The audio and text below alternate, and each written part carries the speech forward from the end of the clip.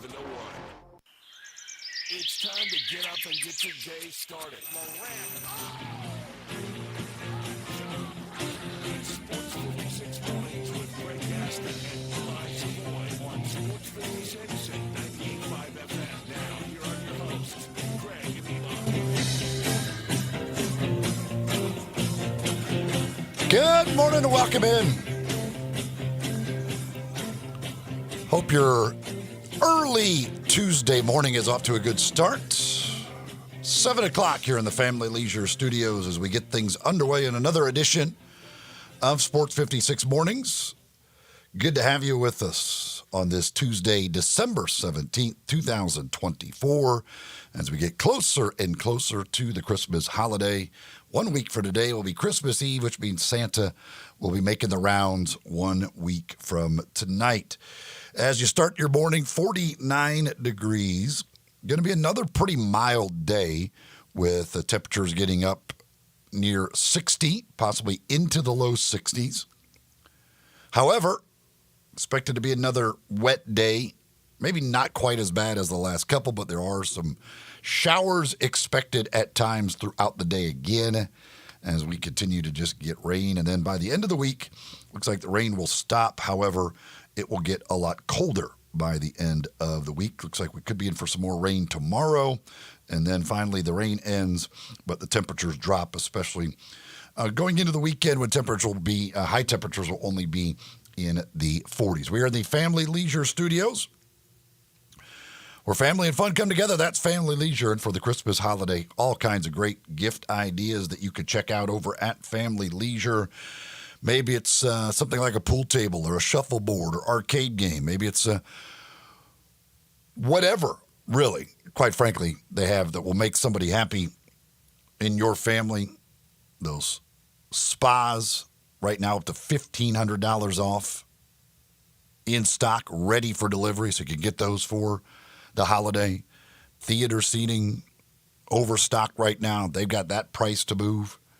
I spent a lot of time this past weekend in my hot tub from over at Family Leisure, and let me tell you, this time of year, that is it's awesome. This is hot tub weather time, and they've got a massive selection over there at Family Leisure that you can take advantage of. Again, they've got them in stock, ready for delivery for the holidays. So go check them out. Again, Family Leisure, that's 2120 Whitten Road. Coming up on today's program, of course, tonight, it is the Scooters Coffee Frisco Bowl down in Frisco, Texas, as the Memphis Tigers are wrapping up their season by taking on the West Virginia Mountaineers.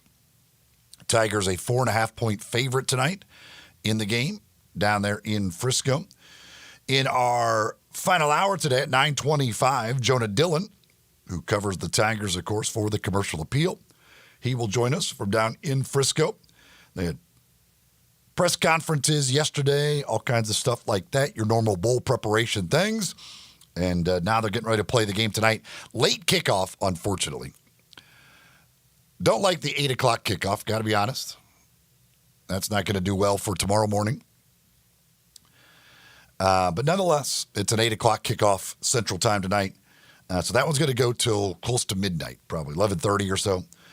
Tonight before that one finally wraps up. But Jonah Dillon will join us at 9:25 today to preview the matchup between the Tigers and the Mountaineers. We'll take a look at some of the stats and other things. Not a full, maybe, Tiger football report, but some of the key players, things to watch for in the game tonight between the Tigers and West Virginia.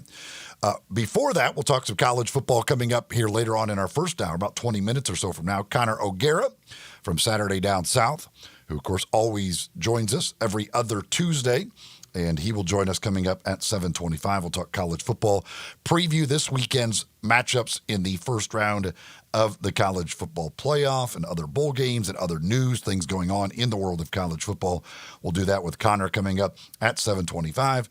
In our middle hour at 8:05 today, of course, we will have Humdinger's Trivia to kick off hour number 2, give you an opportunity to win $25 gift certificate to Humdinger's.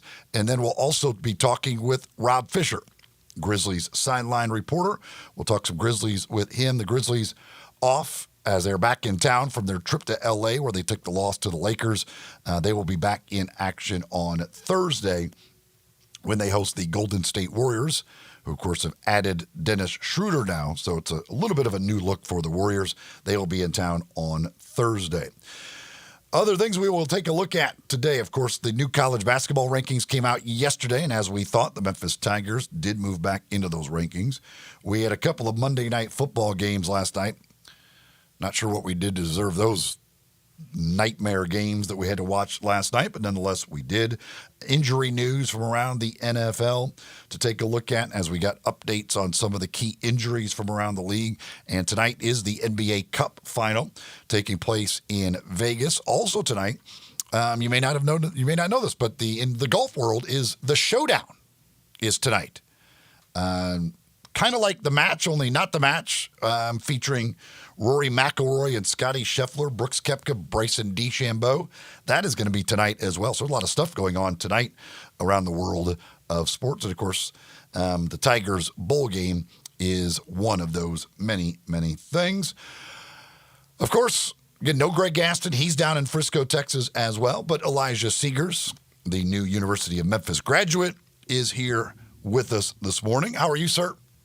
I'm good. A little bit of a dead night last night with those Monday night football games, but we made it through it. Oh God, it was. I don't know how we did.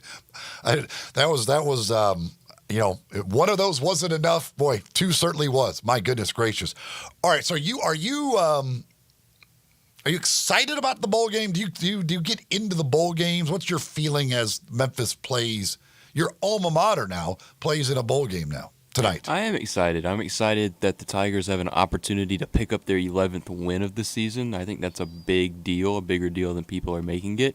I think it's a big deal that they're playing a Power 4 opponent in West Virginia who has a really explosive offense at times. So I'm looking forward to the game. Like you said, the 8 o'clock kickoff is not ideal, but we will be staying up for it, best believe.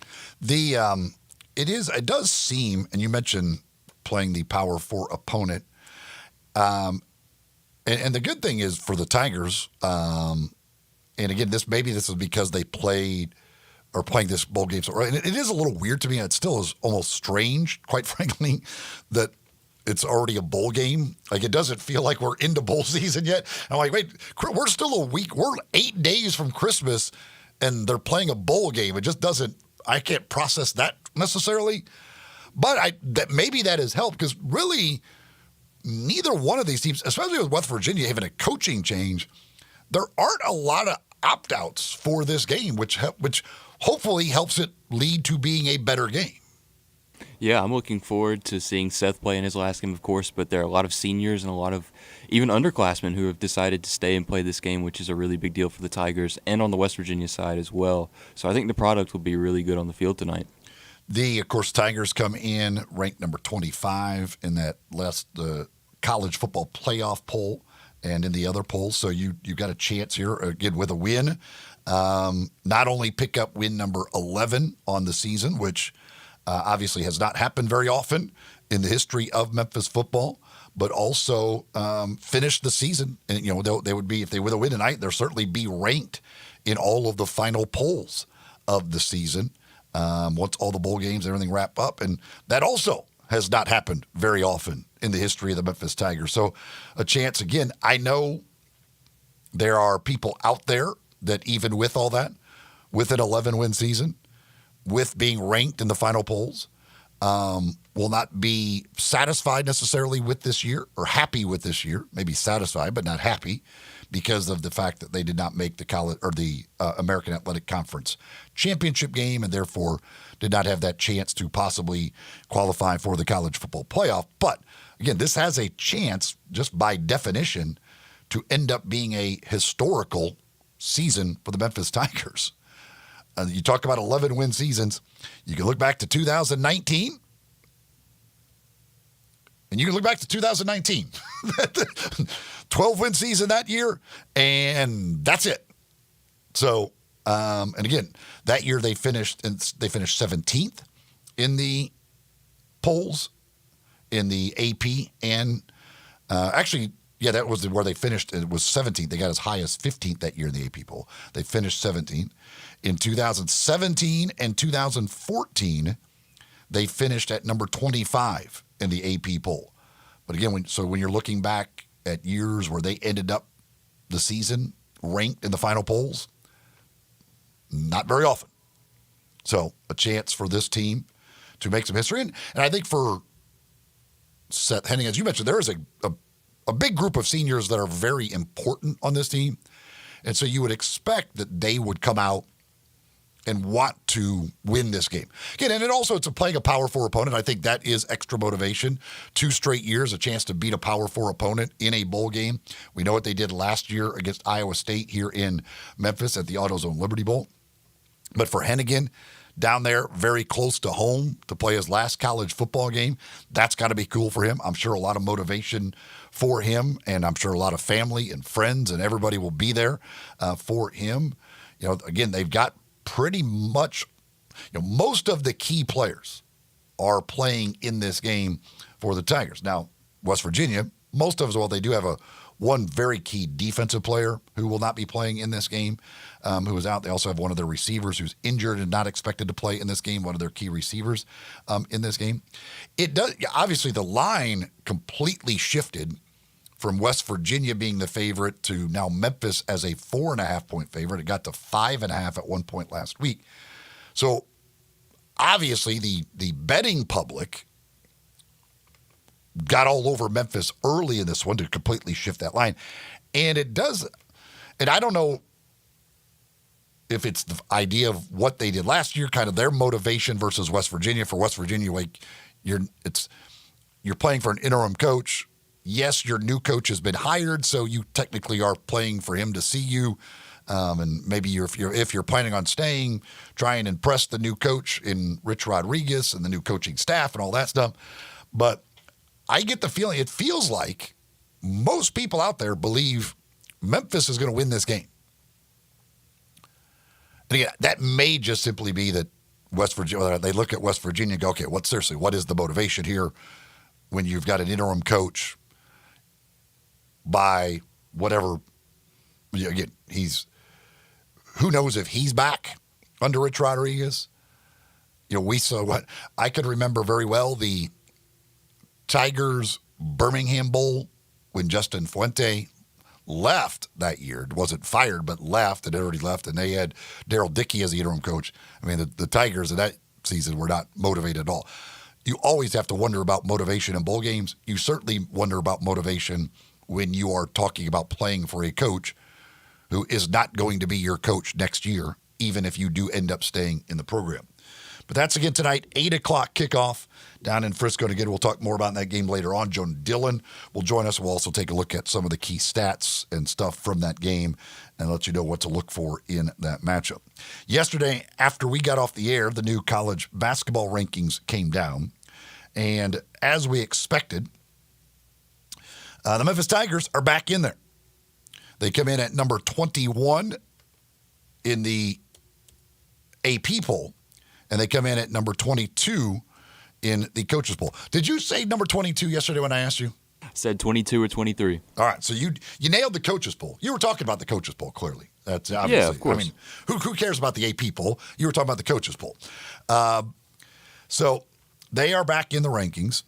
Interestingly enough, and I thought this might happen because of the struggles that Mississippi State had with McNeese State over the weekend. Mississippi State, who was 25 in the AP poll last week, dropped out of the poll despite not losing a game. So this weekend's matchup between the Tigers and the Bulldogs will not be a matchup of ranked teams in the AP poll. It will be a matchup of ranked teams in the coaches poll because Mississippi State actually moved into the coaches poll.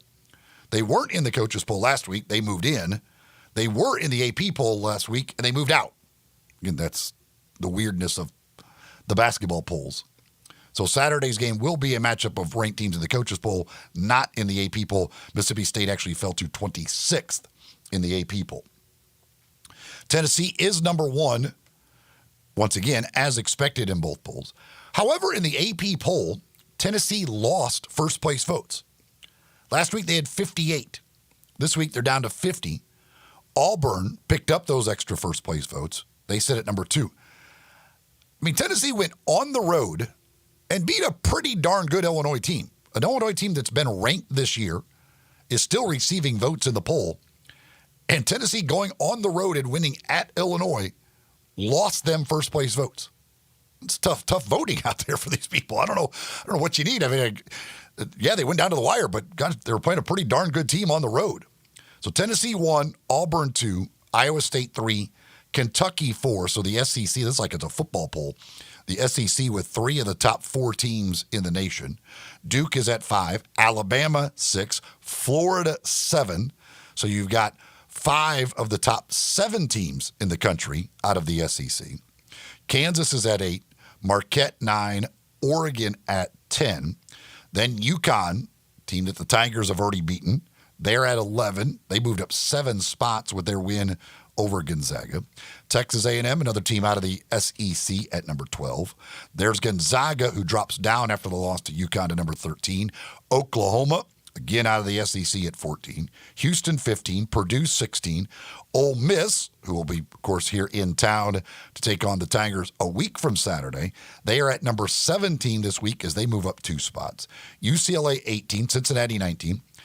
And then I talked yesterday that how basketball polls are weird and they're looked at by some people like completely differently than the football polls. Here's one of those things that would literally drive some people mad crazy if it was a football poll. At number 20, 1 spot ahead of the Memphis Tigers is Michigan State. Despite not playing a game last week, I'm seeing. And having beaten nobody, really. Michigan State does not have a win over a ranked team. They played the Tigers on a neutral court. Tigers beat them. Both teams have 2 losses. And yet the Tigers, jumping into the poll, didn't quite jump all the way over Michigan State. They stay 1 spot behind Michigan State. Michigan State 20, Memphis 21. Again, in football polls, that would drive people batty. Like, how can you possibly have that? Nonetheless, here we are at a basketball poll. It's weird. Dayton 22, San Diego State 23, Michigan 24. Clemson did stay in the top 25 at 25. That was the difference between the AP and the coaches. AP kept Clemson in after the loss to Memphis. That knocked Mississippi State out because Dayton and Memphis both jumped in. In the coaches poll, they dropped Clemson all the way out of the poll. And Mississippi State moved into that top 25 at number 25 as Memphis and Dayton also jumped into the coaches poll. They were not out. They were not in it last week as well. So again, Tigers 21 in the AP, 22 in the coaches, and they will play tomorrow night at Virginia. And then Saturday at home against Mississippi State. And then Ole Miss comes in the following Saturday in this very important 4-game stretch for the Tigers. Penny Hardaway last night, his coach's radio show, and asking the fans, pleading with the fans to fill up FedEx Forum for Saturday's game against Mississippi State. Of course, the following Saturday against Ole Miss. And listen, if there's 2 games this season that you're going to get a big crowd for, it should be Mississippi State and Ole Miss. I mean, you're going to get a decent amount of opposing fans for both of those games. So you're going to get a boost in attendance from them. Plus, and as Penny said, like, it's time for the Memphis fans to come out and support this team. They're ranked. They're coming off a massive win this past weekend at Clemson. We'll see what they do, but hopefully they can get a win at Virginia. And these are by far the 2 best home games remaining on the schedule. It's not even close. You're talking about a Ole Miss team currently ranked 17th, Mississippi State just outside the rankings, 2 SEC teams, 2 teams that figure to be right there in the thick of things, battling for NCAA tournament spots. Currently, both Quad 1 opportunities. Don't know if they'll stay that way by the end of the year, but both right now are Quad 1 opportunities. So, yeah, I mean, Now, the one thing that hurts this time of year as far as packing FedEx Forum is the students. Obviously, they're gone. Not that they get a ton of students anyway, but you're losing students this time of year. So it's on the other folks. But yeah, I mean, again, this team has certainly earned the support at this point. And if there's any games you're going to go to, if you're talking about wanting to see good opponents, good matchups, all of that, well, these next two, and they're both Saturday games. So these next two Saturdays certainly are the best two games remaining on the Tigers' home schedule, as Mississippi State on Saturday, Ole Miss the following Saturday. But first, the trip to Virginia tomorrow night to take on the Cavaliers. We will get a little bit more into them. We don't want to talk much about them, but a little bit later on, we will get into the Monday Night Football games from last night, but they were awful. I think the Falcons-Raiders game set quarterback play back 35 years. It was, I don't even know what's going on. Kirk Cousins looks awful right now. And then Desmond Ridder, I don't even, like the Raiders were like scared to let Ridder throw the ball early in that game. 15-9 Falcons get the win in that one. The Falcons are still the Falcons might make the playoffs, which if they do, they're going to get destroyed by somebody. I'll tell you that much right now. I mean, the Raiders had a Hail Mary to try and win the game, which they had no business winning. But they had a chance to win the game with a Hail Mary. The other game, not close. Minnesota beats up on Chicago 30-12. Vikings are now 12-2, tied with Detroit, and they played Detroit final game of the season. We talk about how great Detroit has been. Now with the injuries and everything else, and the fact that they're tied atop their division, Detroit might be a wild card team. Could be a wild card team when all is said and done. Minnesota could end up being the number one seed in the NFC when all is said and done. Crazy to think what they've done this year with Sam Darnold. And Caleb Williams last night, again, boy, I don't know. It has been a rough year for Caleb Williams. Troy Aikman, they kept going through the film last night just showing all of the open receivers that he doesn't see. For whatever reason, he just doesn't see guys who are open. I don't know what it is. But rough night again for Caleb Williams and the Bears last night as they fall 30-12. When we come back, we're talking college football. Taking a look at this weekend's college football playoff first-round matchups and a lot of other things going on in the world of college football. Connor O'Gara from Saturday Down South up next here on Sports 56 Mornings as we're just getting rolling here in the Family Leisure Studios on Sports 56 and 98.5 FM. Broadcasting from the Family Leisure Studio, we are Sports 56 and 98.5 FM.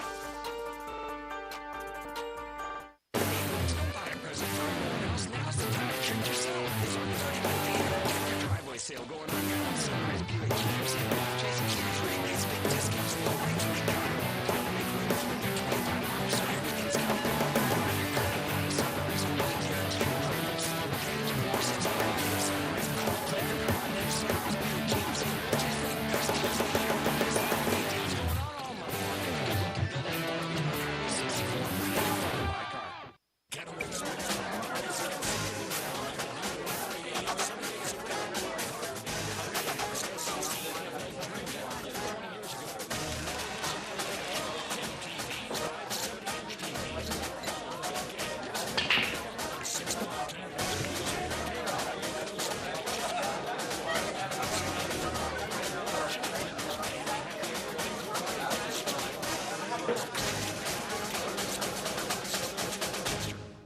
Indulge yourself or your loved ones this season with a trip to Sissy's Log Cabin. Here, you can shop our expansive selection of designer brands, one-of-a-kind jewelry, and spectacular statement pieces, all while enjoying the Sissy's promise of unmatched quality, service, and brilliant natural diamonds. Stop by any location or shop online at sissyslogcabin.com to find your trusted jeweler for holiday memories that last a lifetime. Make a statement this season only at Sissy's Log Cabin.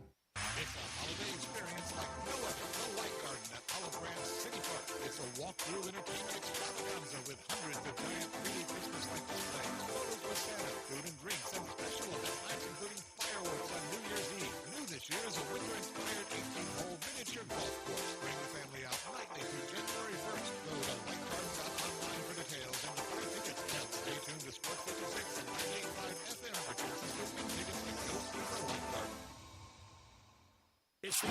Razorbacks and Texas Tech Red Raiders in this year's AutoZone Liberty Bowl. Plus, Miami of Hall of Famer Venus Cavalieri. Arizona Liberty Bowl at halftime. It's all happening December 27th at the AutoZone Liberty Bowl. You want to be there too. Get your tickets today by calling the AutoZone Liberty Bowl at 795-7700. That's the Razorbacks and the Red Raiders, December 27th. Tennessee A&M Stadium. Strike drunk. Sports 56 traffic. Good morning. It's trying to improve. I've been trying to get up through DeSoto County from a wreck we had earlier on 55 northbound near Commerce Street there in Hernando. Traffic's busy now through the Midtown area. 240 north over here up by Lamar as it continues to build with a little bit more volume on 40 westbound approaching Sycamore View Road. Shop now and save during this holiday season at Weimer's Jewelry 7525 Highway 64. I'm Commander Chuck with your on-time traffic.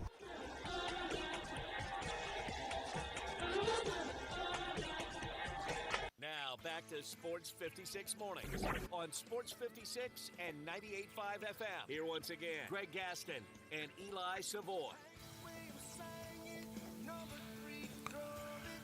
Welcome back. 7:26 the time here in the Family Leisure Studios. Eli and Elijah with you on this Tuesday. Again, the Frisco Bowl coming up tonight with the Tigers taking on West Virginia. Speaking of bowls, well, it's time to talk some college football with Connor O'Gara.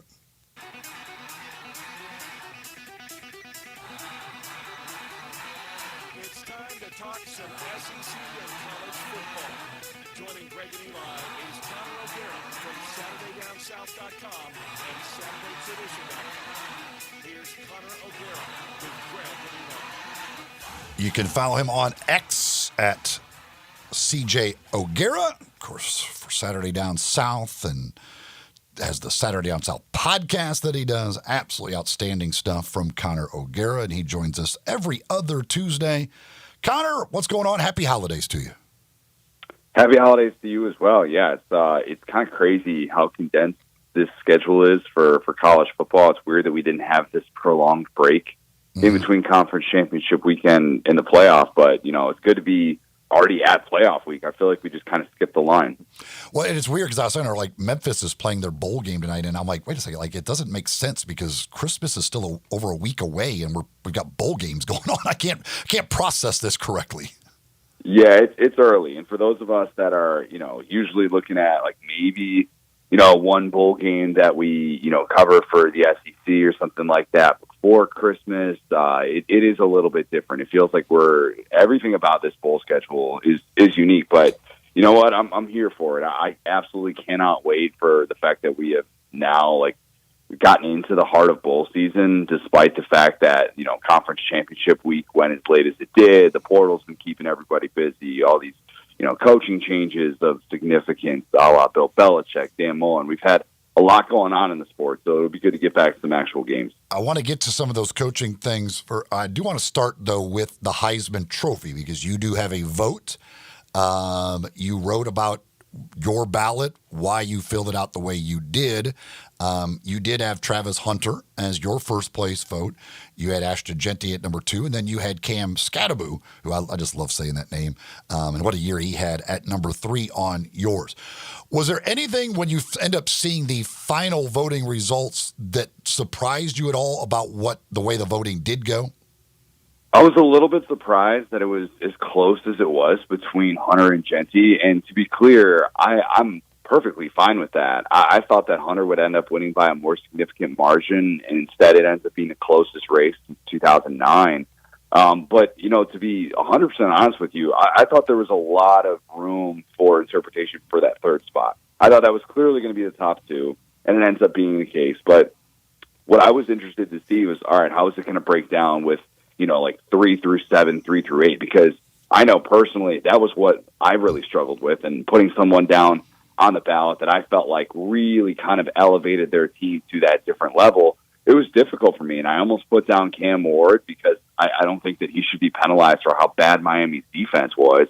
But I just came back to Cam Skattebo and how much that guy just inspires people with how he runs, and how that team doesn't make it to the college football playoff without him just being essentially Marshawn Lynch 2.0. I mean, that's kind of what he's been this year for Arizona State, and over 2,000 scrimmage yards. But more than that, just kind of the heart and soul of that team. Yes, Sam Levitt, a big part of that as well. Him getting that starting quarterback job obviously took them to new heights, but Cam Scadaboo was just that dude for me. So, yeah, it was an interesting year to fill out the Heisman. Did not expect to have 0 quarterbacks on my ballot, but that's just kind of the way that it worked out. The one thing that, like, and you kind of talked a little bit about this in your article about your thing, is that, like, there seemed to be, and I guess this is probably just because the mentality our country has now, like, if they don't agree with you, you have to just hate them. But, like, there's, like, this thing of, like, if you voted for Hunter, you were wrong. I mean, how dare you vote for Travis Hunter? Or some people will say, like, how could you possibly vote for Ashton Jetty? There's a very good case to be made for either one of those two guys to have won the Heisman Trophy. Yeah, I agree. It's so stupid that people were, like, saying negative things about either one of them because, like, I voted for Hunter, but if this had been 2 years ago, I would have voted for Ashton Jeanty ahead of Caleb Williams. You know, last year, I think you could have made a real case that Ashton Jeanty deserved to be ahead of even Jaden Daniels. But the way that this year played out, for whatever reason, the people who said Travis Hunter is mid at 2 positions, go kick rocks. Yeah. Go kick rocks. Like, watch another sport because you're clearly not watching him play football. You obviously just have some sort of vendetta against Deion and Colorado, or maybe you just don't like the fact that, oh, this is a guy that is, you know, continuing to get this type of attention. But it is super unique, and it's so much more than just playing snaps. If he wasn't playing snaps, this guy wouldn't be leading all power conference receivers in touchdown catches. This guy wouldn't be considered one of the best receivers in the country. The guy won the Bolitnikoff Award and the Bednarik Award. Like, what are we talking about here? I mean, to me, it's just ridiculous that some assumed all he did was just stand on the field and just not do anything. Like, I'm blown away by that crowd, and I get it. People wanted to see Ashton Jeanty win. He was also the first group of 5 running back there since LaDainian Tomlinson in 2000. So, like, let's all take a breath and realize that we can acknowledge the greatness of both of them while realizing this came down to personal preference. And for me, personal preference was Travis Hunter, and what he did felt even more generational. Really, the one, I guess, the maybe the most surprising thing to me, and I shouldn't be that surprised because, again, you're the other guy, I guess, on the same team. But the fact that Shedeur Sanders was down at 8th surprised me a little bit. I thought he would be a little bit higher than that. I mean, he was that second team All-American from AP, but the fact that he was 8th in this actually surprised me a little bit. But, again, you've got 2 Colorado guys, so how many people are going to really vote for 2 different guys from the same team? Yeah, that's exactly it. And it's kind of the reason why I was so frustrated a few years ago that Will Anderson didn't get an invite to New York. And instead it was like, oh, well, I already put Aiden Hutchinson on my ballot, so I can't put Will Anderson as well, which I thought was just a joke. And I thought that we should have figured out a way to acknowledge that both of them were 2 of the 3 best players in college football. But, yeah, I mean, I didn't consider Shedeur for one of those, for that 3rd spot. Probably in part because I thought Hunter was that much better, and I was like, I'm not going to put a guy on there if I don't think he's even the best player on his own team. I thought Travis Hunter was the best player on his own team. I thought Shedeur Sanders had a really good case to be considered the best quarterback in college football. That's how impactful I thought Travis Hunter was. To me, it came down to guys like Dylan Sampson, who ends up winning SEC Player of the Year. I loved what Tyler Warren did for that Penn State team this year. And obviously Cam Ward and Dylan Gabriel, they were still very much in the discussion as well. Bryson Daly, the Army quarterback, had just a fantastic season, as AAC fans know all too well. But I just looked at the way that this field kind of shaped up, and I thought this 3rd spot is going to be more all over the place than it was last year and probably even the year before, and that's perfectly fine. I had no problem with those guys getting to New York, but it was a very, very unique field for the Heisman Trophy. As a voter, do you like the fact that it's limited to you just vote for 3, or would you rather vote for, like, have a 5-man ballot? I kind of would rather have a 5-man ballot. But at the same time, I like exclusivity, you know, and I don't mean exclusivity from the standpoint of, like, you know, I like the fact that the Heisman finally just said, you know what, let's just have 4 guys get to New York every year. Who cares about the voting? All right. Like, let's stop pretending like that's going to be the end all be all for this. Let's just have the top 4 vote getters all get to go to New York and not worry about if they need a certain cutoff or something. So I'm in favor of that, but I do like exclusivity. I do appreciate the fact that it means something to be able to be there, and you can't just be like, all right, well, I kind of like this guy for a decent part of the season. No, who's the best player in college football. That's who deserves to win the Heisman Trophy. And we're not just deciding who's very, very good. It's just deciding who is elite, who deserves to be remembered for the season that they had. So I'm okay with only having 4. It would be fun to get to 5 to write that on, or only having 3 to write on the ballot. I'm okay with only having 4 get to New York. But yeah, to me, the exclusivity of it is what kind of makes the awards prestige just one of one, in my opinion. Conor O'Gara joining us from Saturday Down South. You can follow him on X at CJ O'Gara. All right, the coaching changes. Got to ask you about the Bill Belichick move. I don't think it's going to work, but we'll see. What are your thoughts on Belichick making this really surprising move to the college ranks? Extremely skeptical, kind of baffled. One of the most surprising moves I've ever seen, to be honest. And it's the type of move that, if you had just heard 2 weeks ago, oh, yeah, UNC is going to give Bill Belichick a call and see if he's interested, you would have laughed anyone out of the room and be like, all right, are they going to bring up Vince Lombardi's ghost? Like, who else are they going to get to interview for this job? And, moving aside from just who Bill Belichick is, they had Mac Brown there. And Mac Brown, during his last 2 years, everybody was kind of like, yeah, you know what, whoever replaces Mac, when that time comes, it's going to be someone much younger. It's going to be a much different energy. Well, they went younger, but they went only about 8 months younger to be able to hire Bill Belichick. And to me, it's just such a surprising, strange move when you consider that obviously he doesn't have the background in college football. Everybody's talking about how, college football has become more transactional like the NFL. Maybe that plays into Belichick's hand, but the talent evaluation part has been what has been missing from Belichick and really his teams post-Brady. And that's the reason why he struggled these last 5 years. And so to me, that's still a major box that he's going to have to check. They're going to get some big-time recruits. They're going to be able to have a fun team to watch. But just in terms of being able to build a winner over the next 2 or 3 years, I'm really skeptical of it. But at the same time, if you're UNC, you can't really say no to that. You have to at least try it out. Bill Belichick wants to coach at your school. Yeah, I guess you just make that happen, and that's exactly what they did. I've said, I think of the whole coaching cycle, I like the Dan Mullen hire at UNLV better than any of them. I think that for UNLV, that is a great hire. What do you think? I think it's tremendous. I really do. And Barry Odom, as I know, as Memphis fans know very, very well, Barry Odom can still coach some football. Mm-hmm. And for him to go into that job and be able to have the success that he did, he parlayed it into the opportunity at Purdue. It speaks to what they're trying to build right now and what they're trying to do at UNLV and trying to be a consistent Mountain West player, kind of like what Boise State has become. And to me, going after someone like Dan Mullen, who, yes, he's been away, but he's been around college football. He's been an analyst. He's been very locked into the college game.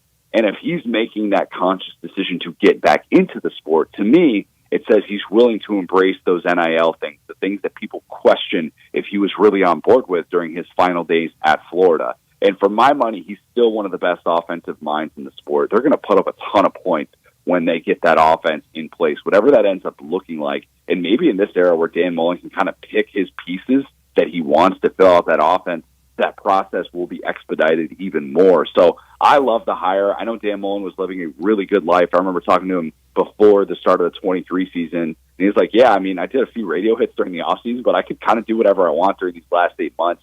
He was living off that Florida buyout money and doing well for himself. Didn't need this job, but it ends up being a really nice hire for UNLV. All right, let's take a look at the matchups coming up this weekend in the first round of the playoffs. Friday night, the first one that you'll have a bit of interest in, and the entire state of Indiana has a bit of interest in. Indiana and Notre Dame. How much of a chance do you give the Hoosiers to go into South Bend and come out with a win? To be clear, I'm allowed to say this because I'm not just a college football elitist. I am an actual Indiana grad for the people. They need to know this. I don't think Indiana's going to get past 14 points. Wow. I'll be stunned if they do. And that's out of respect to this Notre Dame defense, which I think is really legit. Al Golden and Marcus Freeman have built one of the best units in all of college football. And yes, you can kind of poke holes in the schedule and say they didn't do this, they didn't do this. I still remember them going into College Station, Texas, and being able to frustrate that Aggie offense. And I remember thinking, oh my goodness, with extra time to prepare, the exotic blitz packages that they put together, they were frustrating Connor Wigman. And the things that secondary can do when they have a confused quarterback, forget about it. And I think that's going to be a really difficult thing for Indiana to overcome in this game. Yes, maybe you get Curtis Rourke healthy, and that could bode well for this Indiana team, a more complete team than it's been given credit for if you look at some of the defensive numbers as well. But I just think the Irish have too much working in their favor, and I think that ground attack, a three-headed Irish rushing attack, is going to be able to kind of fend off IU's upset bid. So it pains me to say that the Hoosiers will not win the ultimate Hoosier Bowl in this college football playoff game, but I'll take the Irish to advance. SMU, Penn State, the first game on Saturday. First, quickly, because we haven't had you on, did you agree with SMU getting in? And then what do you think of their matchup against Penn State? Absolutely agreed with them getting in. It would have been a joke if they had gone 11-1, undefeated in ACC play during the regular season, and then got left out for that Alabama team, that 9-3 Alabama team with a pair of losses to 6-6 teams. That would have made a mockery of the system. You would have had a mutiny with conference championship games and teams wanting to opt out of it. So I'm glad that SMU got in for that argument. Do they have a chance at Penn State? I think that's going to be a really tall ask. And I think that what Penn State has done so well defensively is obviously a big part of it. It's going to be tough for SMU to consistently move the football in that atmosphere, which you know is going to be more hostile than any atmosphere they've played in quite some time. So I would worry about them. And I kind of love the Drew Aller decision, the decision to announce it before the college football playoff, hey, guys, I'm coming back. To me, that takes a lot of pressure off of him and that offense, which has been a little bit more herky-jerky than what that ranking would suggest. And against a really good SMU run defense, I'm curious if they are able to kind of play free and understand, like, look, we have this in control. We don't have to worry. Drew Aller doesn't have to worry about this throw impacting his NFL draft stock or whatever. Oh, should I come back? He's got that part taken care of. And I wonder if that Penn State offense just kind of plays loose and free, and if this is a really nice matchup for them to be able to get going on their home field. So I think Penn State is ultimately able to win that one, maybe by a couple of touchdowns. Clemson and Texas, here's Texas as the 5 seed, but didn't really beat any good teams throughout the season.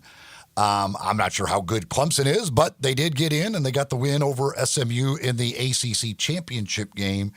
Clemson down at Texas. Does Texas roll here? I don't know that Texas rolls. I don't know that that's the case because, I think that Clemson defensive front is going to give Quinn Ewers some problems. We don't know yet if Kelvin Banks Jr., the Outland Award winner, as the best lineman in college football, we don't know if he is going to be lining up there at that left tackle spot for Texas, so TBD on that. But, what I think bodes well for Texas is the fact that defense, I could make a real case that Texas defense is the best unit in this college football playoff. They have been lights out. Their ability to prevent the chunk plays, to be able to frustrate opposing quarterbacks is second to none. Their 2 worst games against the pass this year were against Michigan and against Kentucky. Those were both games in which their quarterbacks got benched. All right, so that just tells you everything you need to know about how efficient and how dominant this unit has been. They get takeaways. They're able to just make you submit. And I think they can do that to this Clemson offense, which has been good against bad teams, not so great against elite teams. They have a 30-point differential in their wins versus their losses this year. I think this is a little bit too tough for Clemson to be able to go into that atmosphere and be able to consistently get those turnovers against Quinn Ewers and that Texas offense, the turnovers that they would need to win a game like this. So I'll take Texas to win. Maybe it's not pretty. Maybe it's a little bit closer than what that spread would indicate. But I just think that Texas has such a high floor, so I think that they're able to advance. And then the one that by seeding certainly would expect to be the closest and most people believe will be the best game, Tennessee at Ohio State. What do you think here? I'm worried about Tennessee's skill players. I'm worried about the health that we're going to see from them because that Vandy game, man, like they lose Drew McCoy to a pregame injury, which is frustrating. And if that were it, that would be maddening in its own right. And then in game, Dante Thornton leaves the game after he was off to a Randy Moss Thanksgiving-like start. If you know, you know. And then we see in the final 2.5 minutes on the same play, Squirrel White and Dylan Sampson leave that game as well with an injury. So I worry about how banged up they are, and I think Nico has to have all things working in the right direction to be able to consistently string together scoring drives against that Ohio State defense. But the good news, that Tennessee defensive line is nasty, and Ohio State's offensive line is the biggest question mark. This is a game that it feels like if the winning team has 21 points, that's not going to be crazy at all. The winning team might have 17 points in this one. For a couple of offensive-minded coaches, I do feel like they're going to understand that their defenses are the strength of this game. But I just think Ohio State comes out with a little bit too much to prove. And maybe the bad taste left in their mouth by the Michigan game kind of fuels them in this one, and they're able to punch a couple of those rushing scores in and kind of fend off Tennessee. It's one of those games where Tennessee's down like 14-3, and it never really feels like they're out of it, but it doesn't feel like anything is imminent with that Tennessee offense. So I'll take the Buckeyes to be able to win kind of a defensive struggle and get some of the bad taste of their mouth after the ugly Michigan loss. If Ohio State loses this game, yep. Ryan Day, what's Ryan Day? Is he there next year? If Ryan Day loses any game the rest of this season, Ryan Day is not there next year. If So Ryan even Day if they go to the championship and lose, Eli, even if they lose on the last play of the national championship and it's a call that works against them, and there is a late flag a la the national championship in which Miami was told, hey, no, actually you didn't win that. Don't open that bag of Tostitos. Ohio State is actually going to get another chance. Even if that happens, Ryan Day is still fired. I do believe that. I do believe Ross Bjork wants to make a big-time splash, and I just think that how this season has played out with that $20 million roster to go 10-2 and to be at this place, to come up short of a national championship. I've never said that in all my years of doing this job, that if a coach fails to win a national championship, he will be fired. But I do think that's going to be the case. So yes, if they lose this game, I mean, we'll know within 24 hours that Ryan Day is not going to be the head coach at Ohio State next season. who would they? I mean, who do you think they would go after?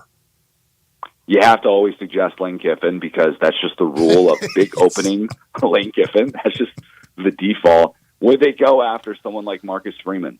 That's really interesting to me. Marcus Freeman just got this extension at Notre Dame.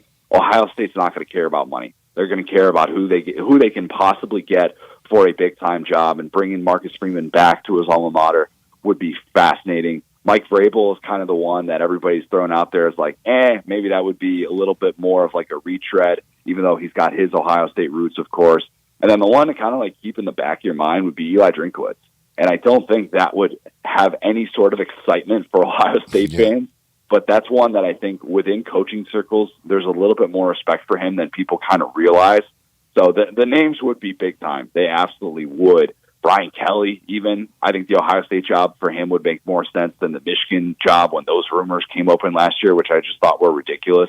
But they will cast a wide net because I'd argue it would be the best vacancy since probably Georgia post Mark Richt when Kirby Smart got that job. It would be that kind of job. Yeah, there's no doubt that if you have a chance to hire anybody, kind of just about anybody you want, it seems like, when you got a job like that. He is Connor O'Gara. Saturday Down South is the website. You can follow him on X at CJ O'Gara. Connor, thank you as always. Have a great Christmas, and we'll talk to you in a couple of weeks. Absolutely. Appreciate it. Merry Christmas to you as well. Thank you. Connor O'Gara joining us here on the program as he does each and every other Tuesday. Genesis Diamonds, speaking of the Christmas holiday, here we are. Just over a week away from Christmas. And if you're still doing some shopping, well, Genesis Diamonds, especially if you're thinking jewelry, you ain't going to find a better place than that. Genesis Diamonds, all you last-minute shoppers, well, plenty of great gift ideas over at Genesis Diamonds. And you can find really whatever it is you're looking for. If you're thinking about popping the question, getting that beautiful engagement ring, well, they can take care of you there. All the greatest, latest, newest, hottest stuff from all of the best designers out there, the top designers. Massive selection of diamonds, either natural or lab grown. Great pricing, direct importer pricing on those diamonds that you get over at Genesis Diamonds. Wonderful staff to help you pick it out. And how about 5 years, 0 interest financing to make it even more affordable for you. You know you're getting great value, and now you can get 0 interest financing for 5 years at Genesis Diamonds for the holiday season. That's Genesis Diamonds Poplar at Perkins Extended. Back after this to wrap up hour number 1 here on Sports 56 Mornings at Sports 56 and 98.5 FM. Be sure to follow us at Sports 56 WHBQ on Twitter, Facebook, Instagram, and YouTube to watch live video of our shows. Stay up to date with station events and have chances to win prizes. Don't miss out on anything that's going on. Follow us at Sports 56 WHBQ. If wedding bells are in your future, you need an unforgettable engagement ring from a jeweler you can trust. And that's been James Gaddis Jewelers for over 60 years. With a huge selection and the best prices, James Gaddis is a master jeweler and diamondologist. Beautiful jewelry from James Gaddis is always the right choice. Choose from rings to earrings, necklaces to bracelets, and gemstones to watches. Layaway and financing available. James Gaddis Jewelers, 4900 Poplar, online at GaddisJewelers.com and Instagram at Gaddis Jewelers. Say I do at James Gaddis Jewelers. Napa Cafe celebrates 26 years in 2024.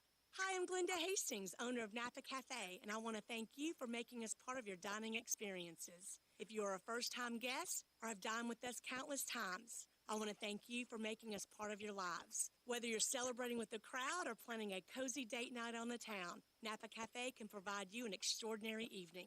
We have 5 dining rooms, including our private wine cellar, our Jan's room for 2 guests, and the Eleanor room for parties up to 60. Sit back, relax, and celebrate. Leave the cooking to us.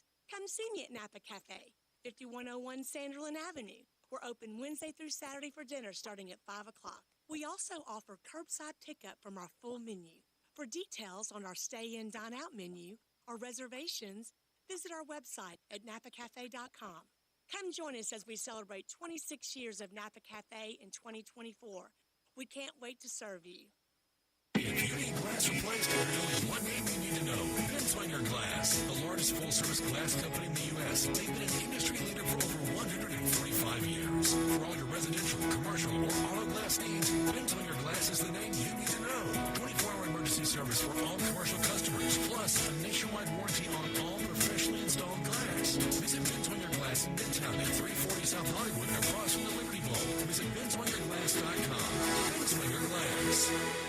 All 650 acquisition fee, $20,000 per year. K4 SEO2 9100 MSRP 24230. Kilowatt SG 596 529 MSRP 41260. Includes all rebates and incentives. Excludes tax title and license. Must finance through KFA dealer stock only. See dealer for complete details. Offer valid through 1/2/25 with approved credit. It's time to get happy during Chef Allen's The Season of New Tradition sales again going on now at Gossett Kia South on Mount Moriah. That's right, baby. Save big in 2025. Kia K4 LXS $199 a month. $34.99 due at signing. Get the best SUV on the market. 2025 Telluride S front-wheel drive. $368 per month. $39.99 due at signing. All 24 month lease and 0% for 72 months on the 2024 EV9.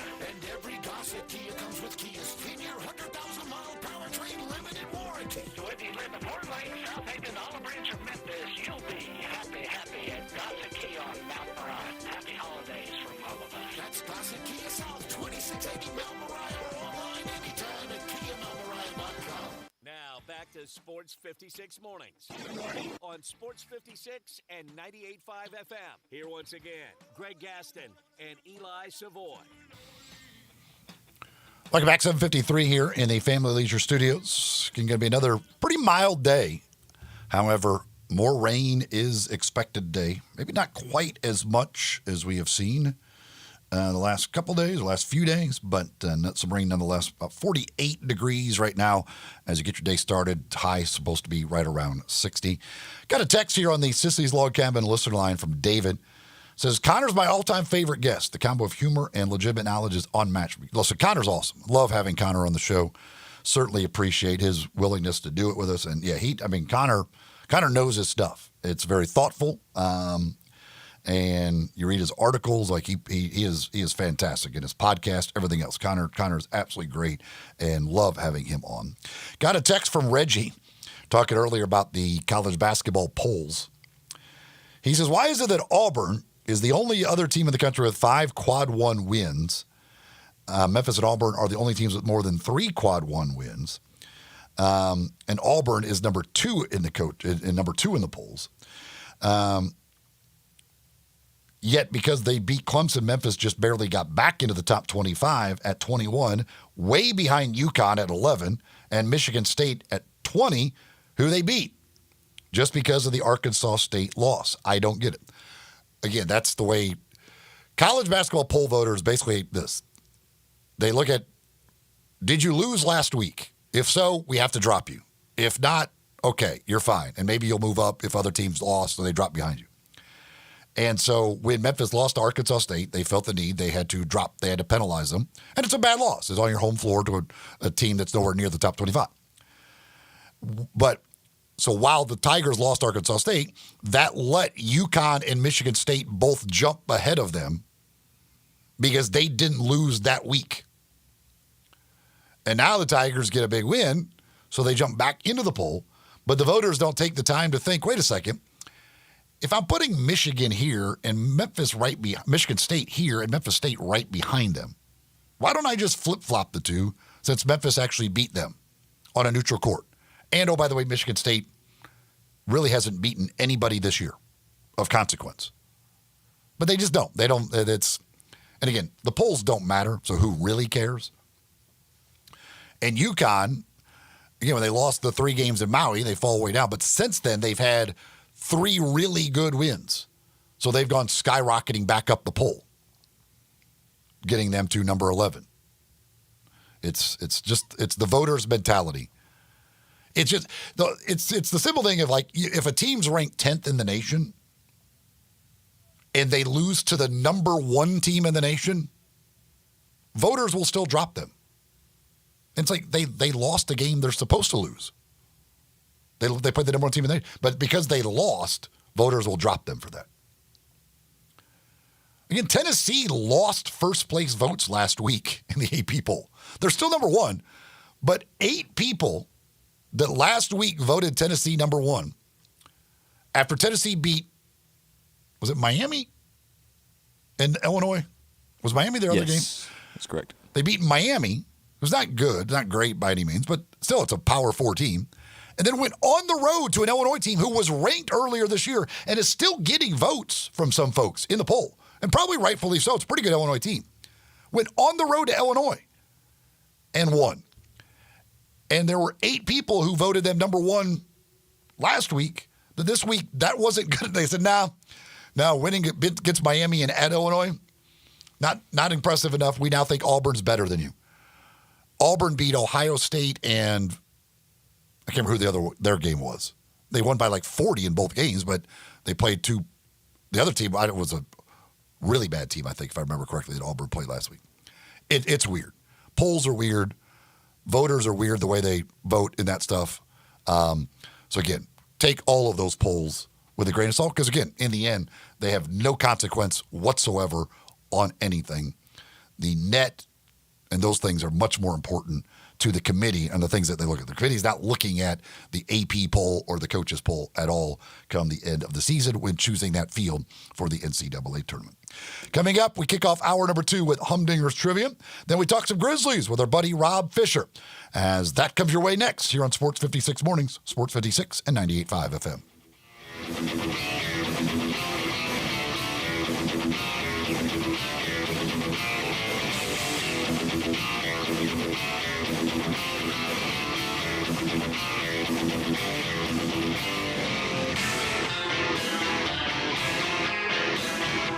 Fall is football at the Owner's Box Sports Bar and Grill in Lakeland, Town Square. Monday through Friday, happy hour from 3 to 6. $1 off all draft meals, $5 off meal drinks, $4.50 for house wine, and mozzarella sticks, queso, $4 a plate. Friday night lights from 7 to 11. Dining in my grill, Wednesday, 5 Bears. Free on watch college football at every pro game. Owner's Box Sports Bar and Grill in Lakeland, Highway 70. Fall is football. What a great time of year. Football, basketball, baseball, golf, and home sales. Home sales? This is Sheldon Rosengard from Boss Ben Snow Realtors. Why did I throw in home sales at this time of year? Because I have sold homes on the day before Thanksgiving, Christmas Eve, and New Year's Day. Whether it's someone transferring in through a relocation network or For someone just starting their home search, homes sell all year long, just like my golf game being banned all year long. I may be called Mr. Three-Putt, but at least I'm consistent. If you or someone you know is thinking of selling, make sure and talk to 2 to 3 real estate brokers, but make sure I'm one of them. Find out how my highly successful strategic marketing program can get the winning score you need. Call me and find out why people often say when you want the job done, call Shell Done. 483-0546 or MemphisRelocate.com. Go for that goal and call me. Shell Done at 483-0546 or MemphisRelocate.com. Jason the Mayman Marshall at First Line. Big drive sales event over there at Gossip Volkswagen on the line. That's right, Randy. 0 down payment, 0 security deposit, 0 first month lease payment, and 0 due at signing. Or get 0% for 60 months. Well, Jason, you can't find better than that. What else you got? All PC Edition Atlas is now $5,000 off MSRP. And get this, new 2023 Volkswagen town testing, only $299 a month. Or buy it for $26,925. Brand new Tahoes, $299 a month, or buy it for $26,925. Hey, what about Tiguan? 2024 Tiguan S, now 0 down for $375 a month. And remember, at Gossip Volkswagen on the Pike, no reasonable offer will be refused. So get online, GossipVWMemphis.com, or go see the main man, Marshall Gossip Volkswagen, 1875 Covington Park. Where we're charging forward and charging less every day.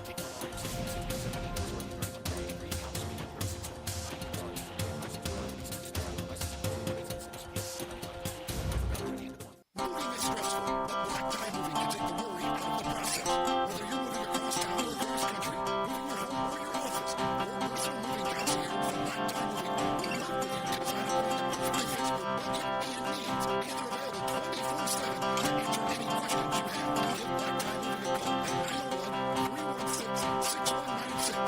Tie Moving a call at 901-316-6196 or go to blacktiemoving.com/Memphis to get your personal, no obligation quote from the moving experts at Black Tie Moving. Good morning. It's been slow trying to get up through DeSoto County from the earlier wreck on 55 northbound around Commerce Street. Starting to build pretty good out here now. 40 westbound as you work your way past Germantown Parkway, getting up on that 240 flyover. Some of that traffic is getting off there onto Sam Cooper coming inbound. Shop now and save during the holiday season at Weimer's Jewelry, 7525 Highway 64. I'm Commander Chuck with your on-time traffic. Broadcasting from the Family Leisure Studios, we are Sports 56, WHBQ Memphis, and W253DF Memphis.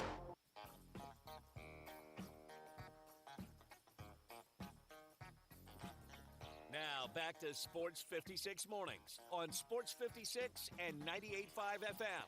This hour is brought to you by James Gaddis Jewelers. Don't you just love it? Here once again, Greg Gaston and Eli Savoy. Welcome back, 8:02 the time here in the Family Leisure Studios. Eli and Elijah here with you. Greg is down in Frisco, Texas for the Frisco Bowl tonight between the Tigers and West Virginia. He'll be back on the program later in the week. Currently 50 degrees outside, cloudy, going to be mostly cloudy throughout the day. And we're going to see some rain as well as temperatures will get up near the 60-degree mark. So a little bit warmer once again. However, rain once again in the forecast for today here in the Memphis area. We are in the Family Leisure Studios. That's where family and fun come together. Family Leisure, plenty of great gift ideas for the holiday season over at Family Leisure at 2120 Whitten Road, just north of I-40. And the second hour of the program is brought to you by James Gaddis Jewelers. Again, we are Eli Savoy and Elijah Seegers here. Going to talk with Rob Fisher, talk some Grizzlies with him. Grizzlies will be back in action on Thursday when they host Golden State. We'll talk with him coming up in just a bit. But it is time for Humdinger's Trivias. Each and every Tuesday, we give you the opportunity to win a $25 gift certificate to Humdinger's. Of course, over at Humdinger's, every Tuesday means Taco Tuesday. Their chicken and fish tacos, just $2 each. That's each and every Tuesday over at Humdinger's. Poplar and Massey is where you'll find them. You can also find them online at humdingersrestaurant.com, where you can check out their menu, get information about catering, order online, all of those things you can do at humdingersrestaurant.com. You can mention the tacos for Taco Tuesday, but so many great items on the menu for you to choose from over at Humdinger's. at Poplar and Massey. And again, if you've got a holiday event you need catered, great option is Humdinger's. You're going to make a lot of people happy. Some of their grilled fish or maybe even some of those tacos or whatever in the catering menu. You can check that all out at humdingersrestaurant.com. If you are the first to answer our trivia question correctly, then you will win a $25 gift certificate to Humdinger's. You can answer via text on our Sissy's Log Cabin listener line at 360-8255, 360-8255. Text in those answers. First correct answer gets the $25 gift certificate to Humdinger's. Here is today's question. And I wonder if Rob Fisher knows this. Well, if we get a right answer by the time we leave the air, we'll see. This is a Grizzlies question. The other night in L.A., Sunday night in L.A., Zach Edey, in his return from injury, came off the bench and recorded a double-double for the Grizzlies. So it got me thinking, who has the most double-doubles off the bench for the Grizzlies in their history? Most double-doubles coming off the bench in Grizzlies history. 360-8255, 360-8255. Text in those answers. First correct answer gets the $25 gift certificate to Humdinger's. Who has the most bench double-doubles in Grizzlies history? And we do bring in our good friend and Grizzlies sideline reporter, host of of course, the Night Court podcast with our buddy Brevin Knight as well. Odds Couple Show on Grind City Media. You can follow him on X at The Fish Nation. He is Rob Fisher. Fish, what's up? Not much. How are you doing? I'm good. I think I got I think I have the answer. I think. Okay. Well, if we have a correct answer by the end of this, then I will get your guess as far as that is concerned. But By the way, I did want to say this too. Very nicely done playing Stevie Wonder coming in from the break, because I saw Stevie Wonder in concert Friday night in Los Angeles. Did you really? I did. Yeah, he was at Crypto.com Arena, and we waited and waited and waited to see if the tickets would go down, and they went down. We got tickets for like $60 and pretty good seats, and saw Stevie Wonder. So that was fascinating. He did not see you. I am jealous. I am very jealous. I would love to see Stevie Wonder. It wasn't great. I'll tell you. Really? That. It was great to go, and I have no regrets going. But the show was supposed to start at 8, which made me think there was no opening act, right? Mm-hmm. Because he's 74 years old. Yeah. But he ended up coming out. There was nothing going on until about 8:40. And then he comes out, and he talks for a couple of minutes, and then he says, "Here's this great choir. I'll be back." And then he leaves. And then this choir plays for like 25 minutes, and then he comes out, and then he talks for another 10 minutes, and then he starts playing a couple of songs that I've never heard of before, like some new stuff, I guess, that he has. And then and then about 9:30. Started playing some hits. It started playing some stuff, and it was great. He played like 3 or 4 songs that were great, and then he said, "I'll be back." And then this lady came out and sang for like the next half hour. And then he came out and he played a couple more things. He was like, "What the hell's going on?" But it was cool. It was cool to see him. It was cool to hear some of the hits. I'm glad I went, but it was not a great show. No.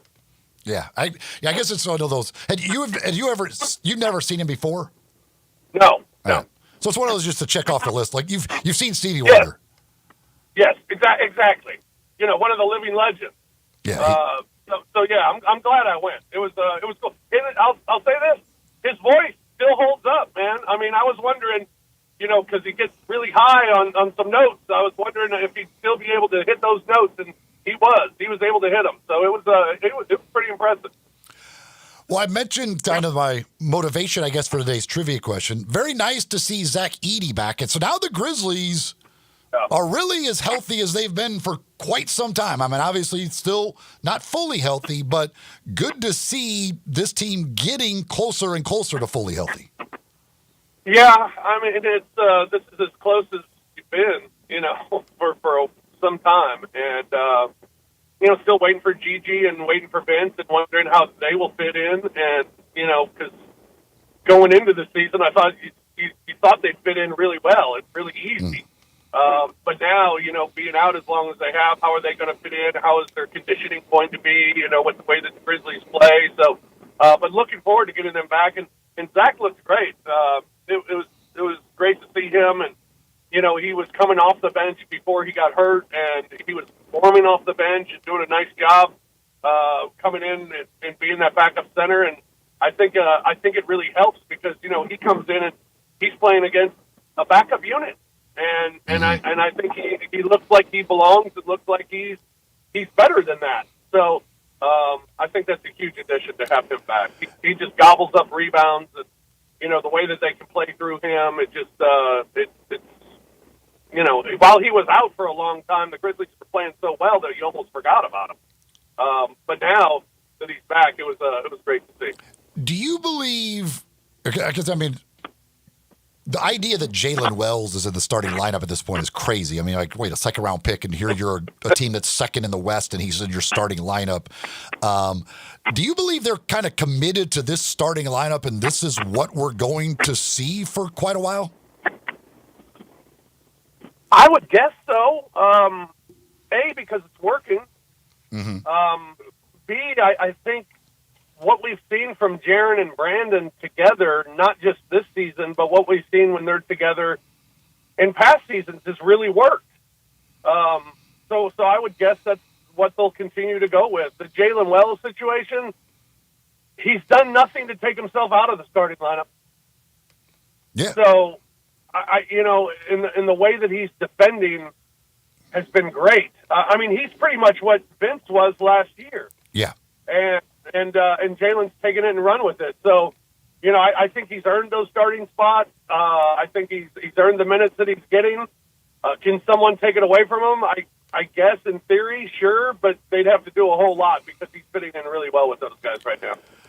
Is there, and I don't believe there is, but what do you see right now with Desmond Bane? Is it just the fact that he's just not making shots the way he normally has?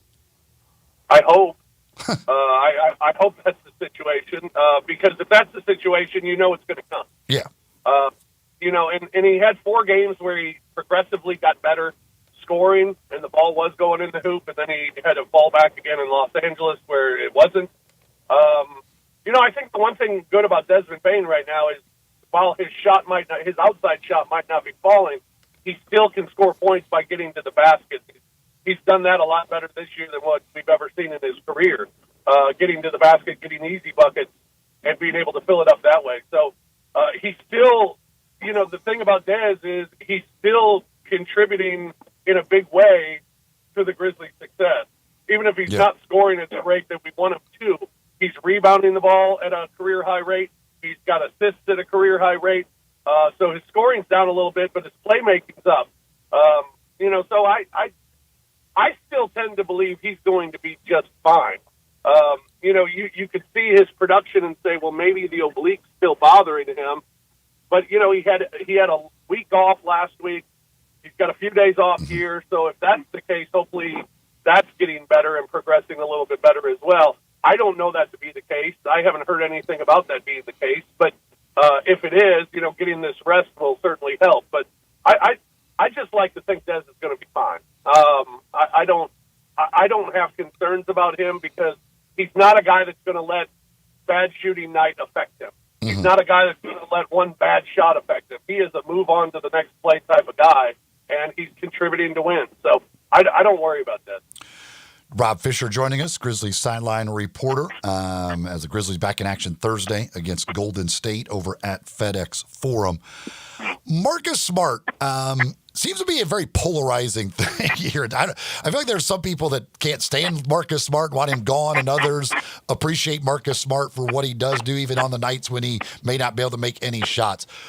Coming off the bench seems to be okay with that, I guess, from what I can gather. But what do you think of Marcus Smart and him in that bench role?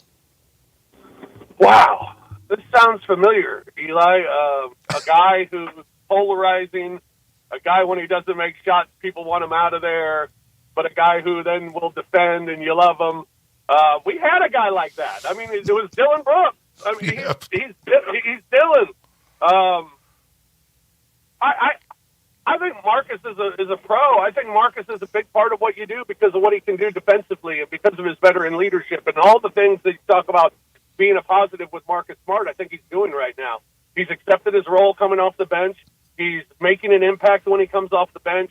He's making a defensive impact, especially when he's coming off the bench. And then the scoring's a bonus with Marcus. I mean, when he goes 0 for 10, yeah, that's not a good night, but that's very rare for him. So I think his impact is made on the defensive end, and then whatever he can add offensively is bonus.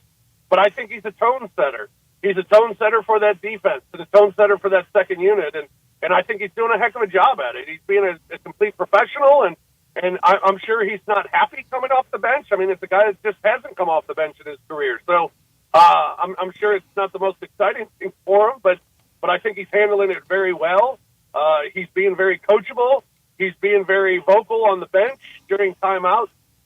So the way that he plays and what he does and his role hasn't changed. Despite him now having a different role for the team, what he does for the team hasn't changed. And I think it's pretty professional of Marcus to do that. And the only thing I'll say, when he has one of those nights where he can't make a shot, the next game he always seems to shoot the ball well. Yeah. So it's good bounce back for Marcus. You know, I think with Marcus, you're hoping for 10 points, 8 points, something like that. You know, he doesn't need to go for 20, but you don't like a bagel either. So he's somewhere in the middle, and that's what we always wanted with Santi Aldama too, and now he's doing that. Yeah, boy, he has been. Now the other night he had a bad game, but he has been so consistently good. It's pretty incredible what he's done, especially shooting the basketball. The Olympic Santi has shown up for sure. The game the other night, it's interesting to me. I do think there's a lot of people in town that feel like they have to have a strong reaction to every single Grizzlies game. And it's like, if there's 82 of them, I mean, first of all, goodness gracious. And sometimes you need a Hall of Famer who has a night. And Anthony Davis had a night the other night. And the Grizzlies, it was not a great game for them. But, it's not the end of the world because they lost a game in L.A. No, not at all. And, I mean, to the Grizzlies' credit, that Taylor Jenkins kept telling the team the entire night. He kept saying, hey, they're playing really well. We can play a lot better. It wasn't like it was a lack of effort. It was just you couldn't hit shots, especially couldn't hit shots in the paint. I mean, you finished under 50% in the paint, and that is a bad percentage. And it was really bad early in that game. It got better as the game went on, but as the Grizzlies got back in the game. But the Lakers just played really well, and Brevin said it a couple of times during the broadcast. The Lakers played as if they were, playing a playoff game, and the Grizzlies just didn't. But for the Grizzlies, I thought it was impressive that they came back and got it to a 6-point game and actually made it a game in that fourth quarter because they took the crowd out of the game. They methodically just started coming back and made a game of it, but it just wasn't enough. It's one game. It's 1 out of 82. It's on the road. It's against the Lakers. It's a weird one-game road trip where you have to fly all the way to Los Angeles and come back. So, not to make excuses, but you're going to lose games and over an 82-game schedule, and the Lakers just played really well. Anthony Davis was awesome. And the keys to the game going in is you got to take something away from Anthony Davis, and the Grizzlies weren't able to do that. Yeah, and the return of LeBron, he clearly came out with some energy early in that game. It is what it is. I don't think it means you got the Lakers have their number. What? I don't know. I just don't. I'm not a believer in that. What do you believe? Do you expect to see the Grizzlies be active in the trade market? There's a lot of talk out there about them and the Nets. The Nets are trying to unload everybody. Already have unloaded Dennis Schroeder. I love Cam Johnson and would love to have Cam Johnson. There's Dorian Finney-Smith that has been mentioned as well. Obviously, you've got you've got a full roster of guys who can play. Certainly, you got plenty of trade chips. What do you expect to see with the roster as we move towards that trade deadline? You know, in years past, I think when you got to the trade deadline, you'd say something like, well, maybe just a piece, you know, a rotation guy. You got plenty of those. I mean, you got plenty of rotation guys. So I don't think that's the case. I think if the Grizzlies do anything, it'll be for a big piece. And I count Dorian Finney-Smith as a big piece. I mean, it's a name, and it's a guy that would be a heavy rotation guy. Cam Johnson, certainly another guy that would be a big piece. So I think it would be a big piece that would, you think would take you over the top. Now, I find it interesting when the Grizzlies are exploring these trade possibilities. I mean, you got to get a guy that you feel confident can play this style of basketball. Mm-hmm. And, getting up and down the floor for 48 minutes on offense and on defense, So you got to get a guy that you feel confident can fit into what you're doing and isn't going to have to go through conditioning just to play for your team. So I think that's something important that they'll have to address, because you can't get a guy that's, just half-court guy who just slowly gets up and down the floor. You need someone who's going to run up and down the floor. So I think that'll be the case. I would guess the Grizzlies, if they make a move, would be for a big piece, but if the big piece is not, what they're looking for as far as what they have to deal, then they won't do anything. I think they're pretty happy with what they have. If you can add a big piece to take you over the top, great. But if not, I think you're pretty solid with what you got right now.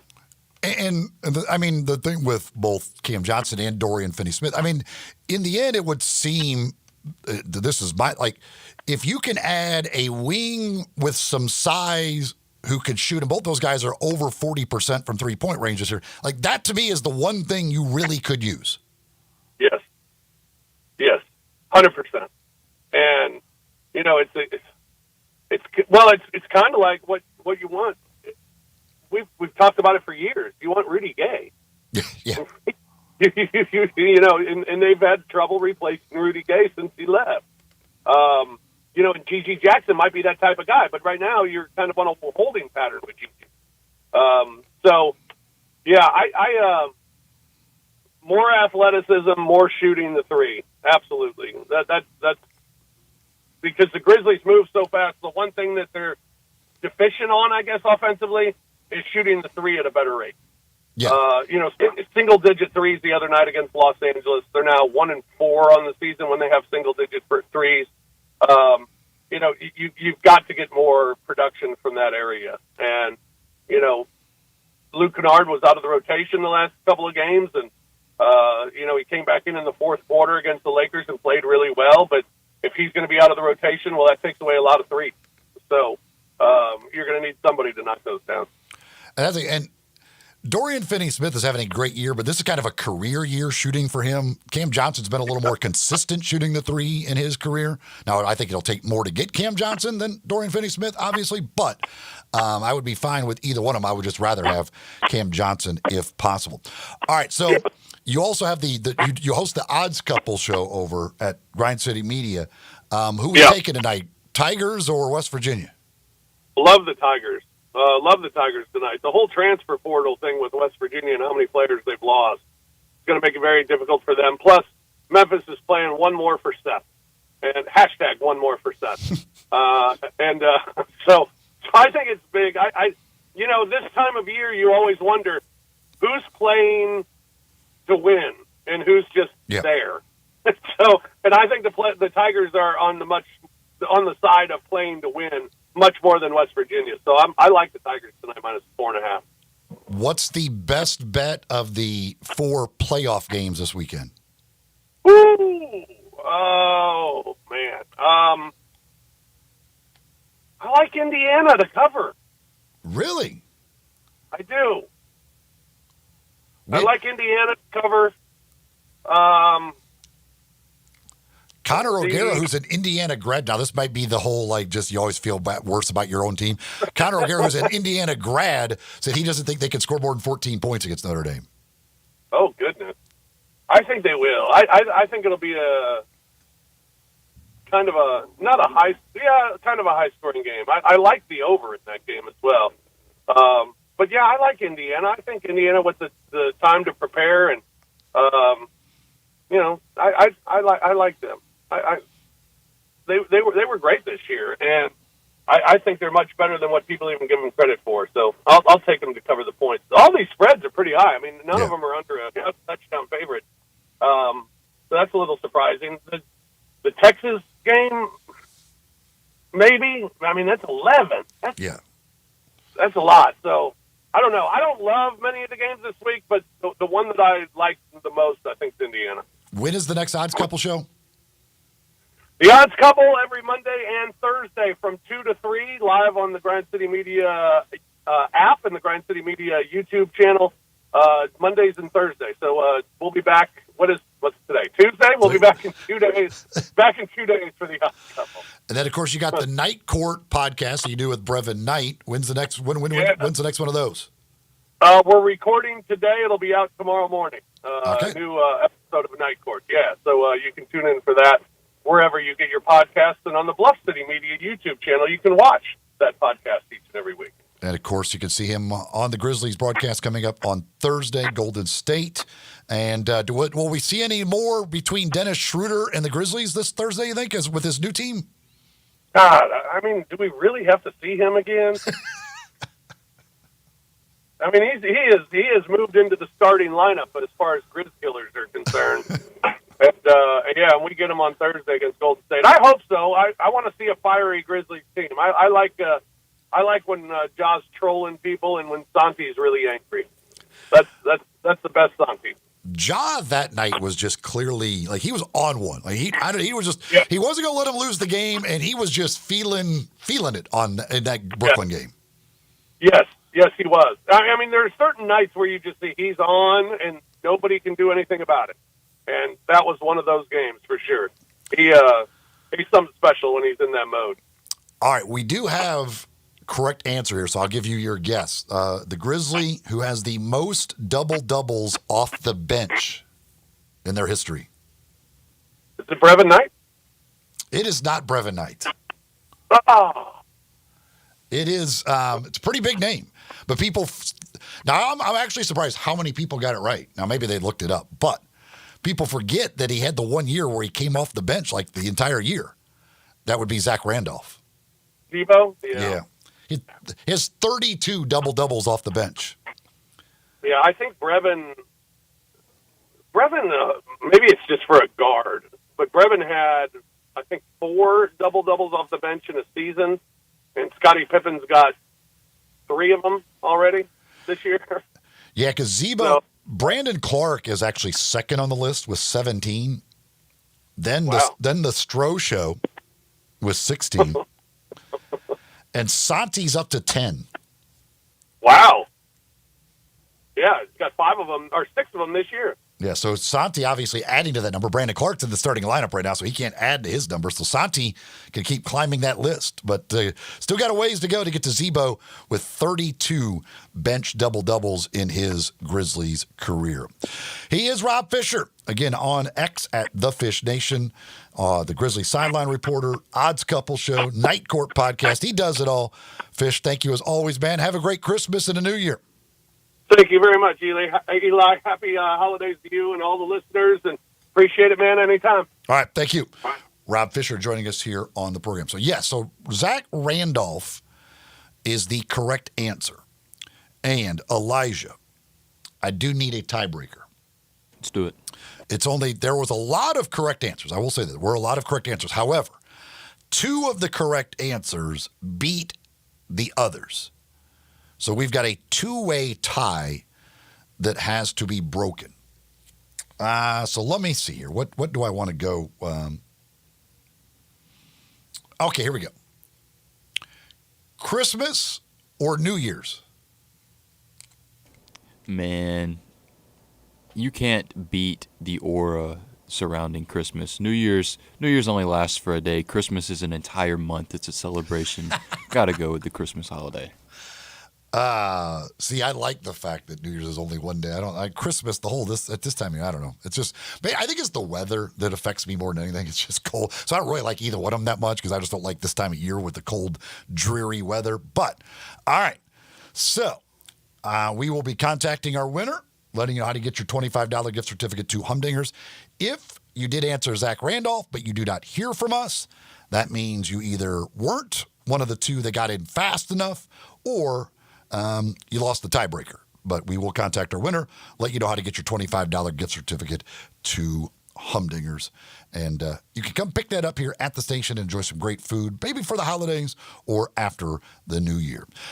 Coming up, we're going to get into the NFL from last night, or that reasonable facsimile of what was supposed to be NFL football last night, with two games that were both absolutely horrendous. Coming up in hour number 3 today, we'll talk a lot about the Tigers bowl game tonight against West Virginia as we roll on here on Sports 56 Mornings on Sports 56 and 98.5 FM. We are real sports talk. Sports 56 WHBQ. Available on your radio dial at 560 AM and 98.5 FM, as well as around the world online at sports56whbq.com. Take us with you everywhere by downloading the Sports 56 app. And at home, just say, Alexa, play Sports 56. Sports 56 and 98.5 FM.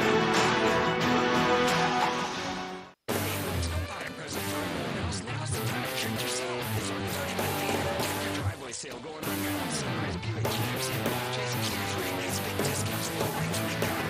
Don't make room for the $25, so everything's got it. Sunrise, only Kia trades. Located in Washington, Kia Sunrise. Call Cleveland Hernandez, Sunrise, Buick Kia sale. Chasing the best deals of the year. There's a lot of deals going on all month long. Built and bought in Highway 64. My car. If you need glass replaced, there's only one name you need to know. Benswinger Glass, the largest full-service glass company in the U.S. They've been an industry leader for over 145 years. For all your residential, commercial, or auto glass needs, Benswinger Glass is the name you need to know. 24-hour emergency service for all commercial customers, plus a nationwide warranty on all professionally installed glass. Visit Benswinger Glass in Midtown at 340 South Hollywood, across from the Liberty Bowl. Visit BenswingerGlass.com. Benswinger Glass. Simple, smooth, and every sip as easy as the last. Tito's handmade vodka tastes just as good with tap water as it does your favorite mix. Back in the day, Tito distilled, hand bottled, taste tested, sent out to a few friends, and taste tested again because you need the finest juice around. No frills, no flavors, no fancy labels, just the good stuff, just Tito's. For recipes, videos, and more, visit Tito'sVodka.com. Distilled and bottled in Austin, Texas, 40% alcohol by volume, 80 proof, crafted and savored responsibly. Hey, Mid-South, it's the season of new tradition sales event at Gossett Kia on the Pike. And Bobby J's ready to put you in a new Kia today. Save big in 2025 Kia K4 LXS. $199 a month, $34.99 due at signing. Plus spacious 8-seater SUV 2025 Telluride S. Only $368 a month, $39.99 due at signing, all 24-month lease. And don't forget about 2024 EV9 with 0% APR for 72 months. Plus, get peace of mind with Kia's 10-year, 100,000-mile powertrain limited warranty. So call Bobby J and let him put you in a new Kia today. Gossett Kia 1900 Covington Pike online, KiaCovingtonPike.com. If you want it, we got it at Gossett Motor Cars. Acquisition fee $20,000 per year. K4 SEO 29100 MSRP 24230. Telluride SG 596,529 MSRP 41260. Includes all rebates and incentives. Excludes tax title and license. Must finance through KFA dealer stock only. See dealer for complete details. Offer valid through 1/2/25 with approved credit. Sports 56 traffic. Good morning out in Collierville. It looks like it's still coned off over there on Bailey Station near Winchester. Again, still some flashing lights for some problems we had over there last night. Traffic still a little bit busy right now on 40 westbound, working your way from Germantown Parkway all the way to Sycamore View Road. It continues to build on 385 Billmorris Parkway, trying to get past Riverdale there up to 240.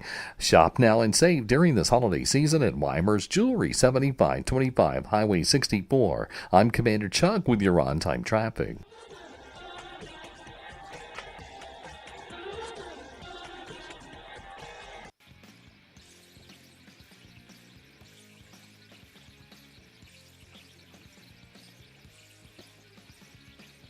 Now back to Sports 56 Mornings on Sports 56 and 98.5 FM.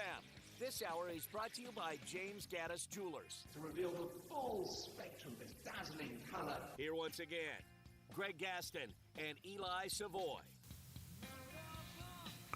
Welcome back here in the Family Leisure Studios, 8:34 the time. Eli and Elijah with you. Just to finish up quickly on the conversation about the trades with the Grizzlies and those two guys that I mentioned, because there is Dorian Finney-Smith. I think there was a report, I don't remember who it was, that talked about the Grizzlies, one of the teams who was kind of checked in on Dorian Finney-Smith. Again, with Brooklyn already making the one move, fully expect that they'll be making plenty of others as they continue to completely rebuild their roster. Dorian Finney-Smith is shooting this year nearly 45% from three-point range on just over 5.5 attempts per game. Cameron Johnson shoots 43% this year on 7.5 attempts per game. But again, Cam Johnson through his career has been a more consistent three-point shooter. Smith, this is a career year for him when it comes to three-point shooting. Not to say that he can't be this guy and continue to be this guy, but his, last year he shot 35%. The year before that, he was in the mid 30, or actually about 33%. And for his career, he's at about 36%. So he's right now well above his career percentage when it comes to three-point shooting, about 9 percentage points better than his career percentage three-point shooting, where Cam Johnson is a career just under 40% shooter. This would be his career high right now at 43%, but he had another year where he shot over 42%, another year where he was over 40%. So he is shown a more consistent three-point shot throughout his career, even though this would be a career. Again, I would take Dorian Finney-Smith. I'd be happy because he does add, again, what the Grizzlies need in some length, athleticism, and shooting on the wing. But as I've said many times, I would absolutely love for them to be able to get Cam Johnson from Brooklyn. And again, the fact that Rob mentioned with Luke Kennard, yes, he got in the Lakers game that night, but Kennard basically out of the rotation. That's that contract, because one thing the Nets do want is these expiring deals. And that's why they gave up Schroeder for a guy who's out for the year in D'Anthony Melton. They just wanted that contract, the expiring contract. So with Kennard's expiring contract, plus I would think they do want some guys who could, like young guys who might be able to play for them in the future. And the Grizzlies got a contract, plus they've got pieces that maybe they would want as future part, for their team. So, I think if the Grizzlies really want to get something done, they have as good a chance as anybody because of the pieces that they have in order to make a deal happen, in whether it be either one of those guys from the Brooklyn Nets. Last night, Monday Night Football, 2 games. And boy, were they doozies. Minnesota beats Chicago 30-12. Again, Caleb Williams just not good. That offense, not good. Sam Darnold really wasn't even that good. Sam Darnold missed some pretty easy throws last night. Justin Jefferson gets the touchdown, 7 catches, 73 yards, and then does the shout-out to Randy Moss, was really cool. Certainly send our best to Randy Moss. I mean, it's terrible to hear the news. He made the announcement that he is battling, I guess, a rare form of cancer. I don't know exactly what the form of cancer is, but certainly wish him the best in that battle versus such an awful disease. One of the greats of all time, and obviously one of the great Vikings, and Justin Jefferson, who's a great receiver himself for that team, gave him the shout out after the touchdown last night. Vikings are now 12-2, which is just really astonishing. The fact that they are 12-2. So them, the Eagles, and the Lions all 12-2, tied atop the NFC right now. Vikings and Lions still play one more time, last game of the year, which could very well decide the NFC North, and also could be deciding the number 1 seed in the NFC. It could come down to strength of record between them and the Eagles So we don't know yet exactly how that would work out if the Eagles end up 15-2 tied with them with one of these. But the Vikings, pretty amazing year with Sam Darnold and what he's done, and have that team at 12-2. Kevin O'Connell deserves a ton of credit. Unbelievable what he has done with that team. Then you've got the Packers at 10-4. So the Green Bay Packers are 10-4, and they're in third place in their division. So the best, basically, that they can hope for is the second wild card spot. Unless either Minnesota or Detroit has a complete collapse, the best Green Bay can do is the second wild card spot. It's absolutely amazing. They got the fourth best record in the conference, but the best they can hope for, basically, is the second wild card. You've got the Commanders at 9-5. They're in good position, but certainly don't have anything wrapped up because you've got Tampa Bay, the Rams, and the Seahawks all at 8-6. Now, Tampa Bay is leading their division. They're one game ahead of Atlanta in that AFC South. Atlanta has no business being in the postseason. They did get the win last night, 15-9 over the Raiders, but Kirk Cousins is playing like garbage right now. Ray Morris afterwards, and Kirk Cousins agreed, said like he's just got to be better. Like he has to play better. I mean, it's just absolutely awful last night. That game overall was just absolutely awful last night. So I don't see them making it into the postseason, but it's just they have no business being there. And Tampa Bay continues to play well, especially the offensive side of the ball. I talked about them yesterday. Like that's a team that I'm not sure anybody would really want to see necessarily in the postseason. They could be very dangerous. They've got the Cowboys, Panthers, and Saints remaining on their schedule.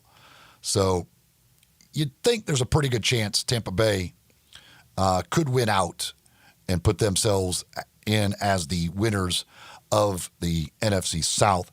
And then the Rams at 8-6 with the Seahawks at 8-6. One of those you would expect wins the NFC West. I don't think the 49ers are going to make some run or those are going to collapse. And the Rams and Seahawks play the final week of the regular season as well. So that game probably decides the winner of the NFC West. And then you could still see the other one of those two possibly get in as a wild card. But, again, that's going to require Washington to falter possibly, or I guess let's see. You got Minnesota, you've got Green Bay, and Washington right now would be your three wild cards. I would take Washington faltering for one of those West teams to get in. They're right now one game behind Washington in the wild card race. In the AFC, it's just about set. Like it could still change, but the Chiefs have already wrapped up their division. The Bills have wrapped up their division. The Texans have wrapped up their division. The Steelers haven't wrapped up the division, but they've wrapped up a spot in the playoffs. You got them and Baltimore battling to win the North. The other likely is a wild card. I get Pittsburgh at least would be a wild card no matter what. Baltimore hasn't secured a spot yet. And then Denver and the Chargers. That's kind of it. The Chargers have a 2-game lead over Indy, Miami, and the Bengals for that final wildcard spot with 3 to play. So the AFC teams, barring some craziness, are pretty much set as far as the playoffs are concerned. The top of that, we'll see the Chiefs with the 2-game lead over Buffalo, but Patrick Mahomes, high ankle sprain. They're calling it week to week. They do have a tough schedule remaining, so certainly nothing is guaranteed. They've got the Texans at the Steelers, at the Broncos. Now, that Broncos game, by the time they play that, maybe the Broncos have already wrapped up their position as that last wild card or something like that, and so they don't have to play anybody. We'll wait and see. But the Bills, with the tiebreaker over the Chiefs, sit 2 games behind them, so a chance to still catch them and get that number 1 seed in the AFC. Other injury news, mentioned the Detroit Lions yesterday and the injuries they sustained defensively. Aleem McNeil, defensive tackle, out for the season, ACL. Carlton Davis, starting cornerback, fractured jaw. He's out indefinitely. Probably the rest of the regular season, at least. And then cornerback Khalil Dorsey, he's got an ankle injury and underwent surgery, so he's done. And then on the offensive side of the ball, David Montgomery, done for the year, surgery on a sprained MCL. So the Lions, despite this unbelievable year, and again, I believe the best team in the NFC, arguably, you can make the argument, the best team in the NFL. But now with all of these injuries, I don't know. Like now there's a possibility they don't even win the North. That they end up losing that last game of the year to Minnesota. Now you still have, obviously, Goff. You still have Amon-Ra St. Brown in the backfield. They're one of the teams that could withstand an injury because now Jahmyr Gibbs can step in there and be the every down guy, and he's awesome. But defensively, after you just gave up a ton of points to Buffalo and sustained 3 more key injuries on the defensive side of the ball, we know about Aiden Hutchinson. I just don't know defensively how good they can possibly be now with the injuries continuing to mount there. But last night's games, man, oh man, was that absolutely awful, awful stuff, both of those games. Raider Corey, which God bless you for being a Raider fan this season. I feel for you. He said, I want to apologize to you sports fans for having to watch or attempt to watch that mess. Unless you're a diehard fan of those teams, my condolences. And for those who don't think teams tank, they do. The Falcons doubled and triple-teamed Bowers, but they still didn't adjust and throw to Myers, their best wide receiver, until the second half. Yeah, I have Jakobi Meyers on my fantasy team, and I needed a good night out of him to try and win a playoff matchup. And it didn't happen. I was thinking the same thing. Desmond Ridder just kept forcing it. It was either forcing it to Bowers or throwing it to Abdullah. And I'm like, can we just throw the ball to Jakobi Meyers a little bit? And yes, in the second half they finally did, but it was not nearly enough. But my fantasy playoff run really came to an end when Jameis Winston got me -6. Wow. Yes. -6 is insane. Yes. If I would have started myself, I would have had 6 more points for my week than me starting Jameis Winston. It's a 2-quarterback league. He's not my number 1 quarterback. He's my number 2 quarterback. It was rough. It's hard to overcome a -6 from one of your quarterbacks in fantasy football. Well, speaking about Jakobi Meyers, I was actually on the other side of the coin. I was going against him, so his lack of targets last night was music to my ears. It was a joy to see. Yeah, it was. I needed a big night out of him. Needed him and Aaron Jones to combine for a big night. Jones had a good night, but not so much with Jakobi Meyers, and that hurt me. Somebody texted in, said, what NFL team is the best fit for Seth Hennigan? Well, Seth Hennigan is going to be drafted late, if he is drafted, and I do think he will be. He's going to be just trying to make a roster and then earn a spot somewhere. It's not, so I don't think it's about fit necessarily. He'll be a backup quarterback certainly to start his career, and then you hope at some point maybe he can earn a starting role. So I don't know what that would be. We talk about the need for quarterbacks, and last night, of course, we watched the Raiders, who obviously need a quarterback, in action, and they now are 2-12. So they are tied with the Giants at 2-12 for the worst record in the league. Both of those teams are drafting quarterbacks. We talked yesterday about the Titans needing. Do you just give up on Will Levis because it looks like he's not the guy? But they're at 3-11. They're with the Panthers and the Patriots. Now, the Patriots just drafted theirs. The Panthers, obviously, with the Bryce Young situation, what do they think about him as far as the future is concerned, since he has played better since being put back in the starting lineup? You've got Jacksonville at 3-11. They obviously have Trevor Lawrence. Cleveland's at 3-11. What do they do with the whole Deshaun Watson situation? So as this plays out and this draft order is how many teams in front of the Titans end up wanting and needing quarterbacks? And does that mean the Titans are kind of like, well, it isn't really worth it at this point to draft a quarterback? Certainly, at least not in the first round. Maybe you draft somebody later on to try and compete with Will Levis. I don't know. But right now, the Raiders and Giants look like they're dead set on going to be the top 2 picks in whatever order. And that will certainly be 2 quarterbacks off the books right there, because both of those teams absolutely have to get a quarterback. There's no doubt about that. Coming back to wrap up hour number 2, coming up in hour number 3, we'll take a look at the Tigers bowl game as they get set for the Scooters Coffee Frisco Bowl tonight down in Texas. We'll have Jonah Dillon from the Commercial Appeal, who covers the Tigers, joining us at 9:25. We'll take a look at the matchup, some of the key stats, some of the key players as well to kick off our 9 o'clock hour. But we wrap up hour number 2 right after this. Sports 56 and 98.5 FM.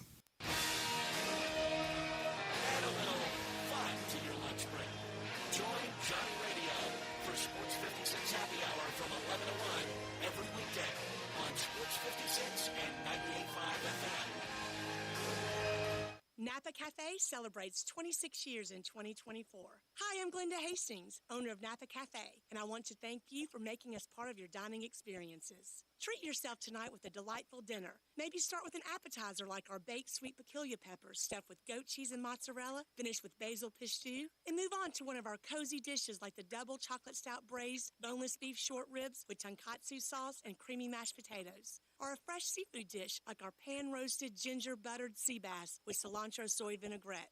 I get hungry just talking about it. Don't forget about dessert, our famous sweet buttermilk pie with brown sugar sauce, or drink your dessert with one of our signature dessert cocktails like the lemon cheesecake martini, lemony, icy, frothy, and dusted with graham cracker crumbs. Napa Cafe, open Wednesday through Saturday for dinner starting at 5 o'clock. For reservations, visit our website at napacafe.com. Come join us as we celebrate 26 years of Napa Cafe. We can't wait to serve you. The holidays are near, and Choate's Air Conditioning, Heating, Plumbing, and Generators is here to make this season extra cozy and cheerful. For the first 50 customers who purchase a new Carrier system, tankless water heater, or a whole home generator, we have a special gift for you. Choose from a $500 gift card or 60 months no interest financing. And don't forget about Choate's Refer a Friend referral program, where you could earn up to $500. Simply refer a friend to use our services, and if they become a customer, you could earn up to a $500 Visa gift card. But hurry, this festive offer will only last through December 20th. Visit ChoatesHVAC.com or call 347-8086 to schedule your free estimate today. And turn to the experts with Choates and let our family serve your family this holiday season.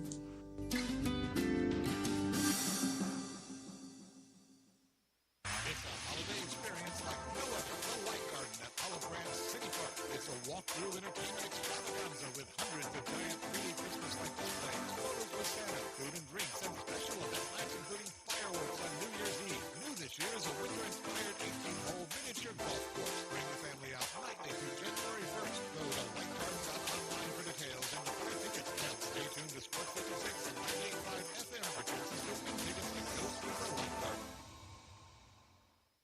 It's the Mitsubishi Motors year-end sales event, and that means get ready to save big at Gossett Mitsubishi on the Pike. Save big on 2024 Mitsubishi Outlander plug-in hybrid. We Gossett, $35,470 or $299 a month. 2024 Mitsubishi Eclipse Cross, $27,870 or $399 a month. And 2024 Mitsubishi Outlander, $31,550 or just $499 a month. Plus, get peace of mind with Mitsubishi's 10-year, 100,000-mile powertrain limited warranty. Get to Gossett Mitsubishi Motors year-end sales event today for huge savings at 1870 Covington Pike and 24/7 at MemphisMitsubishi.com. If you want it, we got it at Gossett Motor Cars.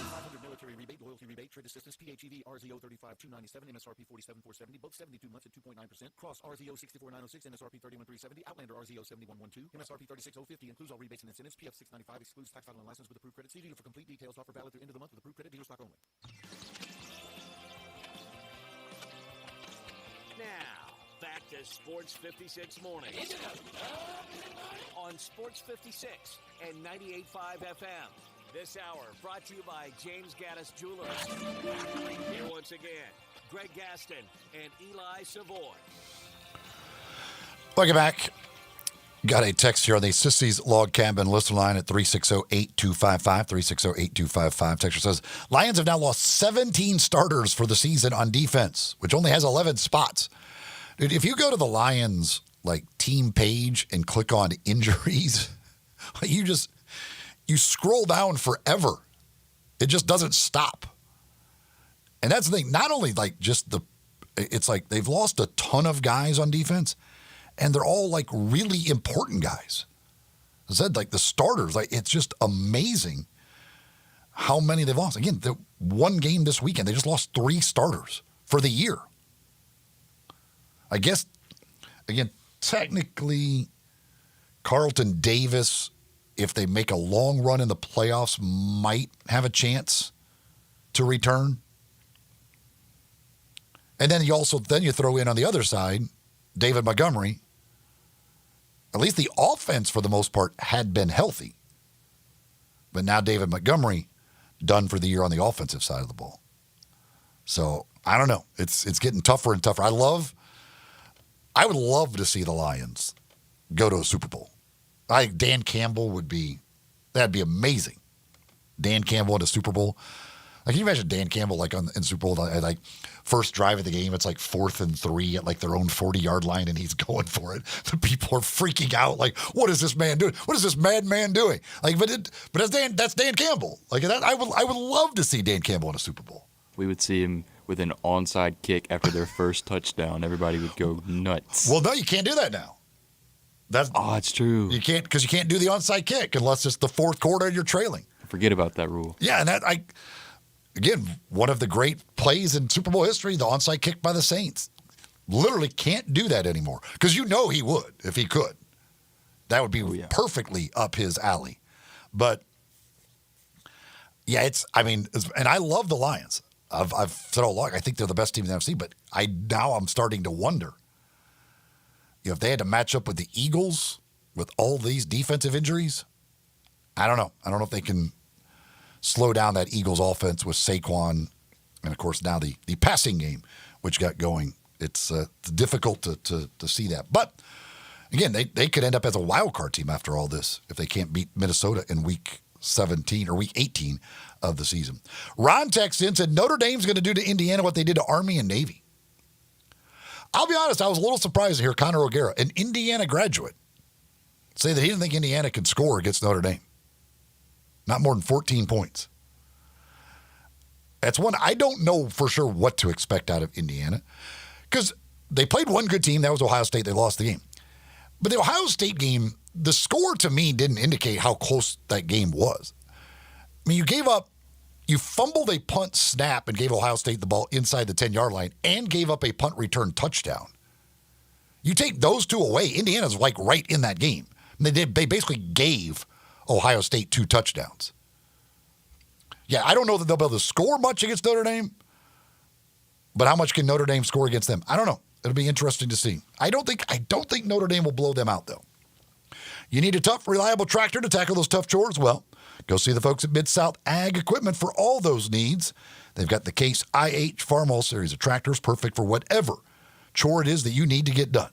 Plus, you got bush hog equipment. You got all kinds of equipment. You got new equipment. You got used equipment. They can service your equipment. They do it all at Mid-South Ag Equipment. They've been doing it for a long time. Located just south of Collierville on Goodman Road. If you take I-269 to the Goodman Road exit, they're just a half mile west. So easy to find, so easy to get to. Plus, you can find them online easily. MidSouthAg.com, where you can check out inventory, check out special deals, any information you need. You can get it right there at MidSouthAg.com. For all those equipment needs, go see the folks at Mid-South Ag Equipment.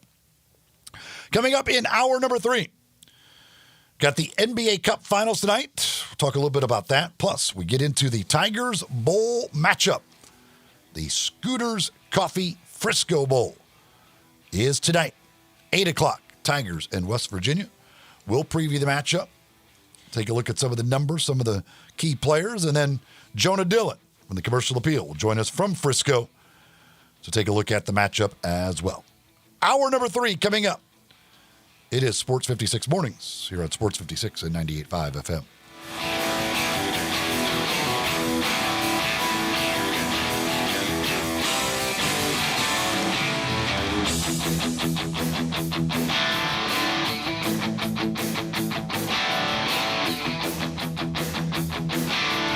I'm Gary York. I'm the service director of Lexus in Memphis. Our service department wants to be more than just a place where you get your oil changed. We do glass repair, windshield replacement, recalibration of your camera and sonar systems, even wheel repair, tire replacement, all the things you would expect from a luxury automotive dealer. Please check out our website. You can schedule your appointment, check out our specials, hours of operation, or if you'd like to do it in person, please reach out to one of our associates at 901-271-5199.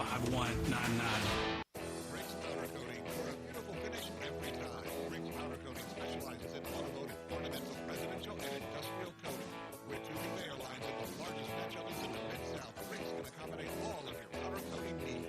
Locally owned and operated since 2002, Rick's Powder Coating will customize a beautiful finish just for you.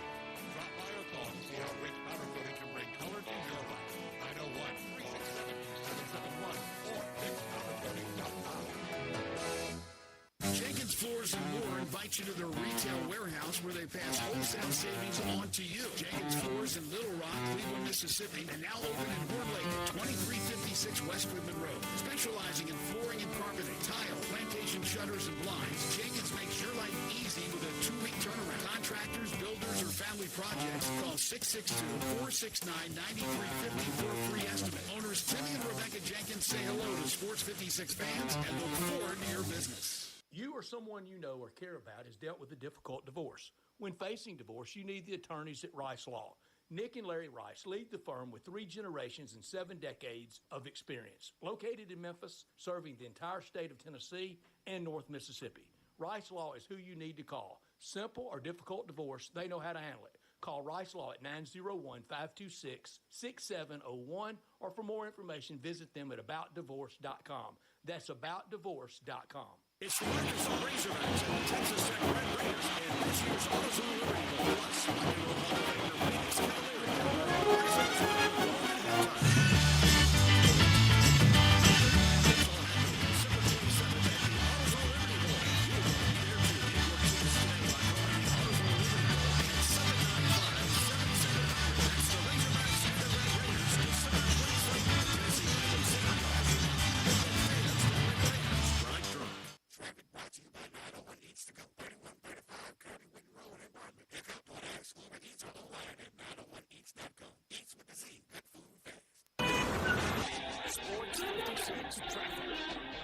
Good morning. Still trying to clean up a couple of wrecks we had on here earlier. It's actually just now trying to build down 40 westbound, coming in from Fayette County into Shelby County, all the way from, let's say, Germantown Parkway all the way to Witten Road. Traffic still looks pretty good right now. 51 southbound coming down out of Collierville. Shop now and save during this holiday season at Weimer's Jewelry, 7525 Highway 64. I'm Commander Chuck with your on-time traffic.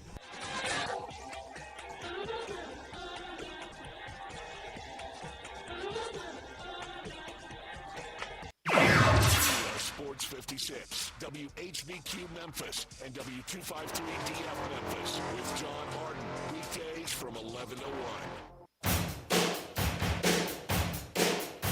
Now back to Sports 56 mornings on Sports 56.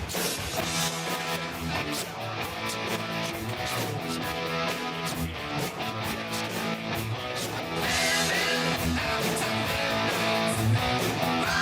9:03 the time here in the Family Leisure Studios as we kick off hour number 3 of the program. Brought to you by Jenkins Floors and More. Currently 51 degrees on our way up to near 60. May get into the 60s for the high today. More rain expected today. Occasional rain at various points. Not raining right now, just cloudy out there. And it is going to be pretty much cloudy throughout the day along with that rain, as really been rinse and repeat the past few days. Cloudy, dreary, although at least a little warmer. Rain and cold is really miserable. Rain and 60, not quite as miserable, but still miserable nonetheless this time of year. We come to you live from the Family Leisure Studios. Family Leisure at 2120 Whitten Road, just north of I-40. It's where family and fun come together. This holiday season, plenty of great gift ideas for you over at Family Leisure. Tonight's actually got some interesting things in the world of sports. Obviously, here we'll be focused on the Tigers bowl game, but you do have the NBA Cup final from Las Vegas tonight. Milwaukee and Oklahoma City to do battle. Milwaukee has had some injury questions coming into this with their big three. However, all three listed as probable, that being Giannis Antetokounmpo, Damian Lillard, and Chris Middleton. All have missed some practice time, but all are listed as probable for tonight's game against OKC. The Thunder are a 4.5-point favorite in the game tonight. Again, that's from Las Vegas, and that'll be televised on ABC this evening. Also tonight, you may not know this, but the Showdown, and I'm not talking about Memphis, West Virginia, in the world of golf, Rory McIlroy and Scottie Scheffler against Brooks Koepka and Bryson DeChambeau. How bizarre is it, by the way, that here we are in 2024. Now Bryson DeChambeau and Brooks Koepka are teammates in a match. The two that had the rivalry of all rivalries, that hated each other just a few short years ago. Now they're best buds and teammates representing the LIV Tour in the Showdown versus Scottie and Rory. That's also in Las Vegas tonight. They'll be playing at Shadow Creek in Las Vegas. It starts, I believe, at 6 o'clock or is it 5 o'clock? It might be 5 o'clock Central Time that starts. It'll be on TNT. They will play 6 holes of best ball, 6 holes alternate shot, and then the final 6 holes will be individual matchups, I believe. I'm not sure what the matchups will be, who will play whom, but the last 6, I believe, are individual matchups. And then whoever wins, I guess each format, I think, is worth a point, and whoever wins the most points ends up winning the Showdown. And there's a $10 million, I believe, on the line for this. So some real money. And, you know, that's what Scottie Scheffler needs, is more money this year. Or really any of these. So really what any of these guys need is just a little bit more money because they don't have enough of it right now. But yeah, so if you want a little something to get you by before the Tigers bowl game starts, again, it's a late kickoff for the Tigers at 8 o'clock. You can watch a little golf over on TNT or Max with McIlroy and Scheffler taking on Koepka and DeChambeau. Speaking of the Tigers and the Scooters Coffee Frisco Bowl, Tigers still at a 4.5-point favorite in this game. Taking a look at some of the numbers, just kind of comparison here. Tigers average 35 points per game, which is 19th in the country.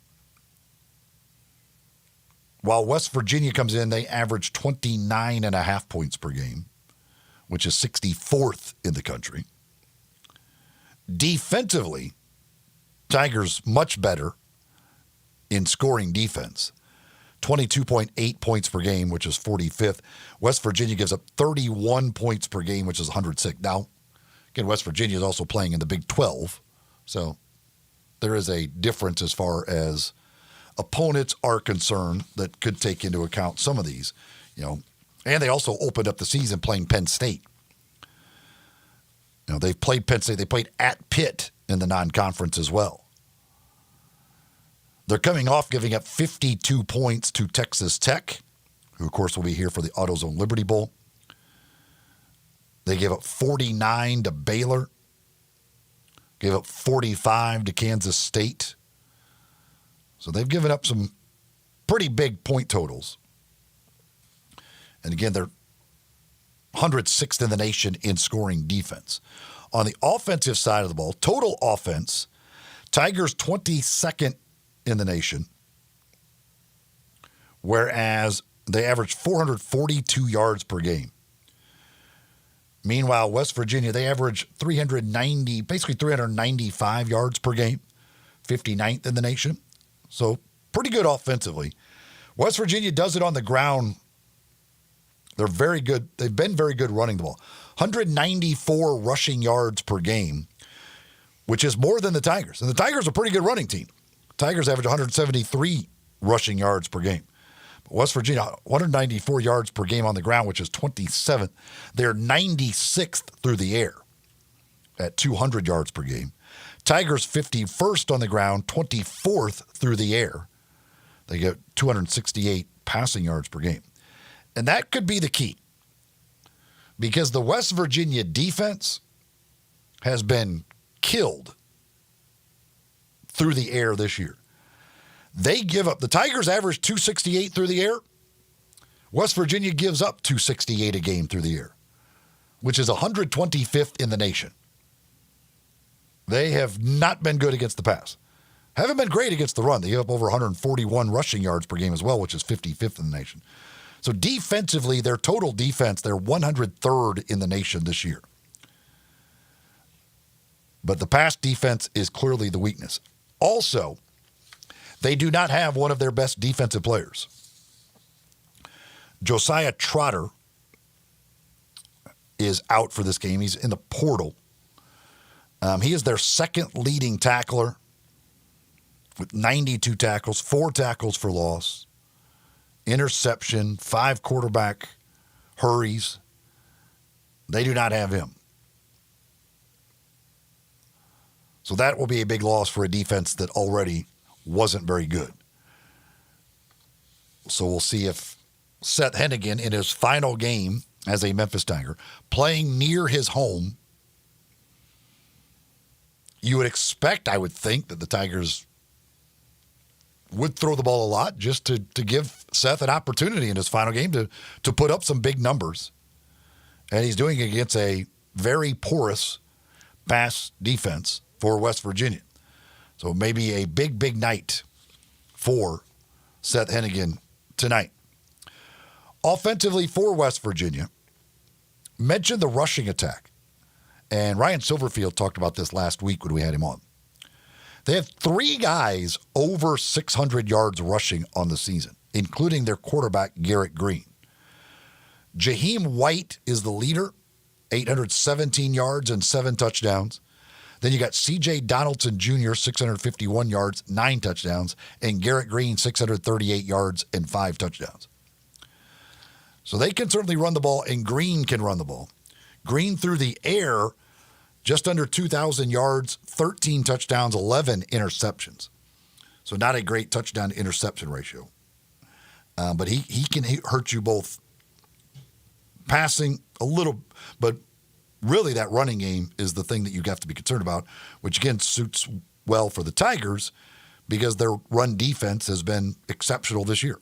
They come in 10th in the country in run defense, giving up only 104 yards per game.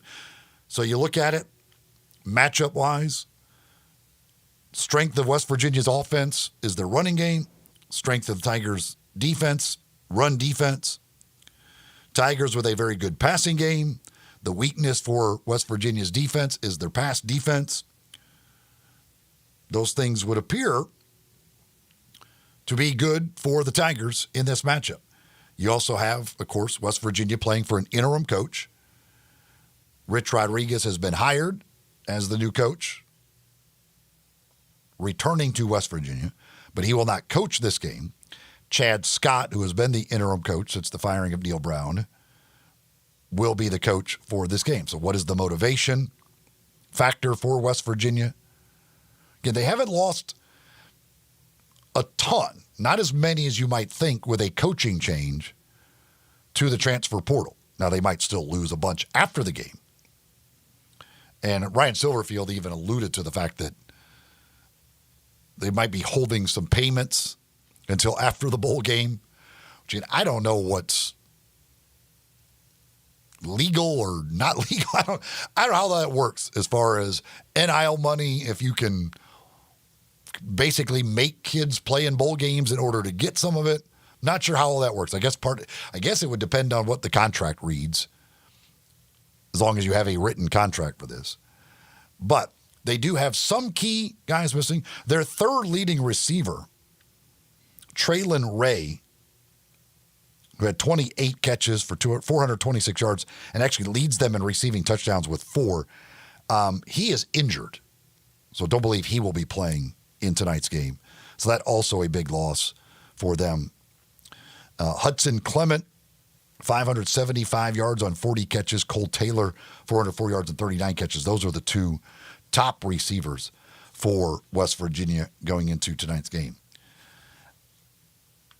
I'm with Rob Fisher. Again, I don't ever really endorse betting bowl games, especially this in the current environment because of opt-outs and all of the things. But looking at this matchup, with the fact that the Tigers, they do have Hennigan, Mario Anderson, Rock Taylor, on the defensive side, Chandler Martin, like they've got pretty much their key guys going against a team that again has most of their players, but do have a couple of key guys missing. An interim coach, and just looking at the matchup of strengths and weaknesses, I like the Tigers. I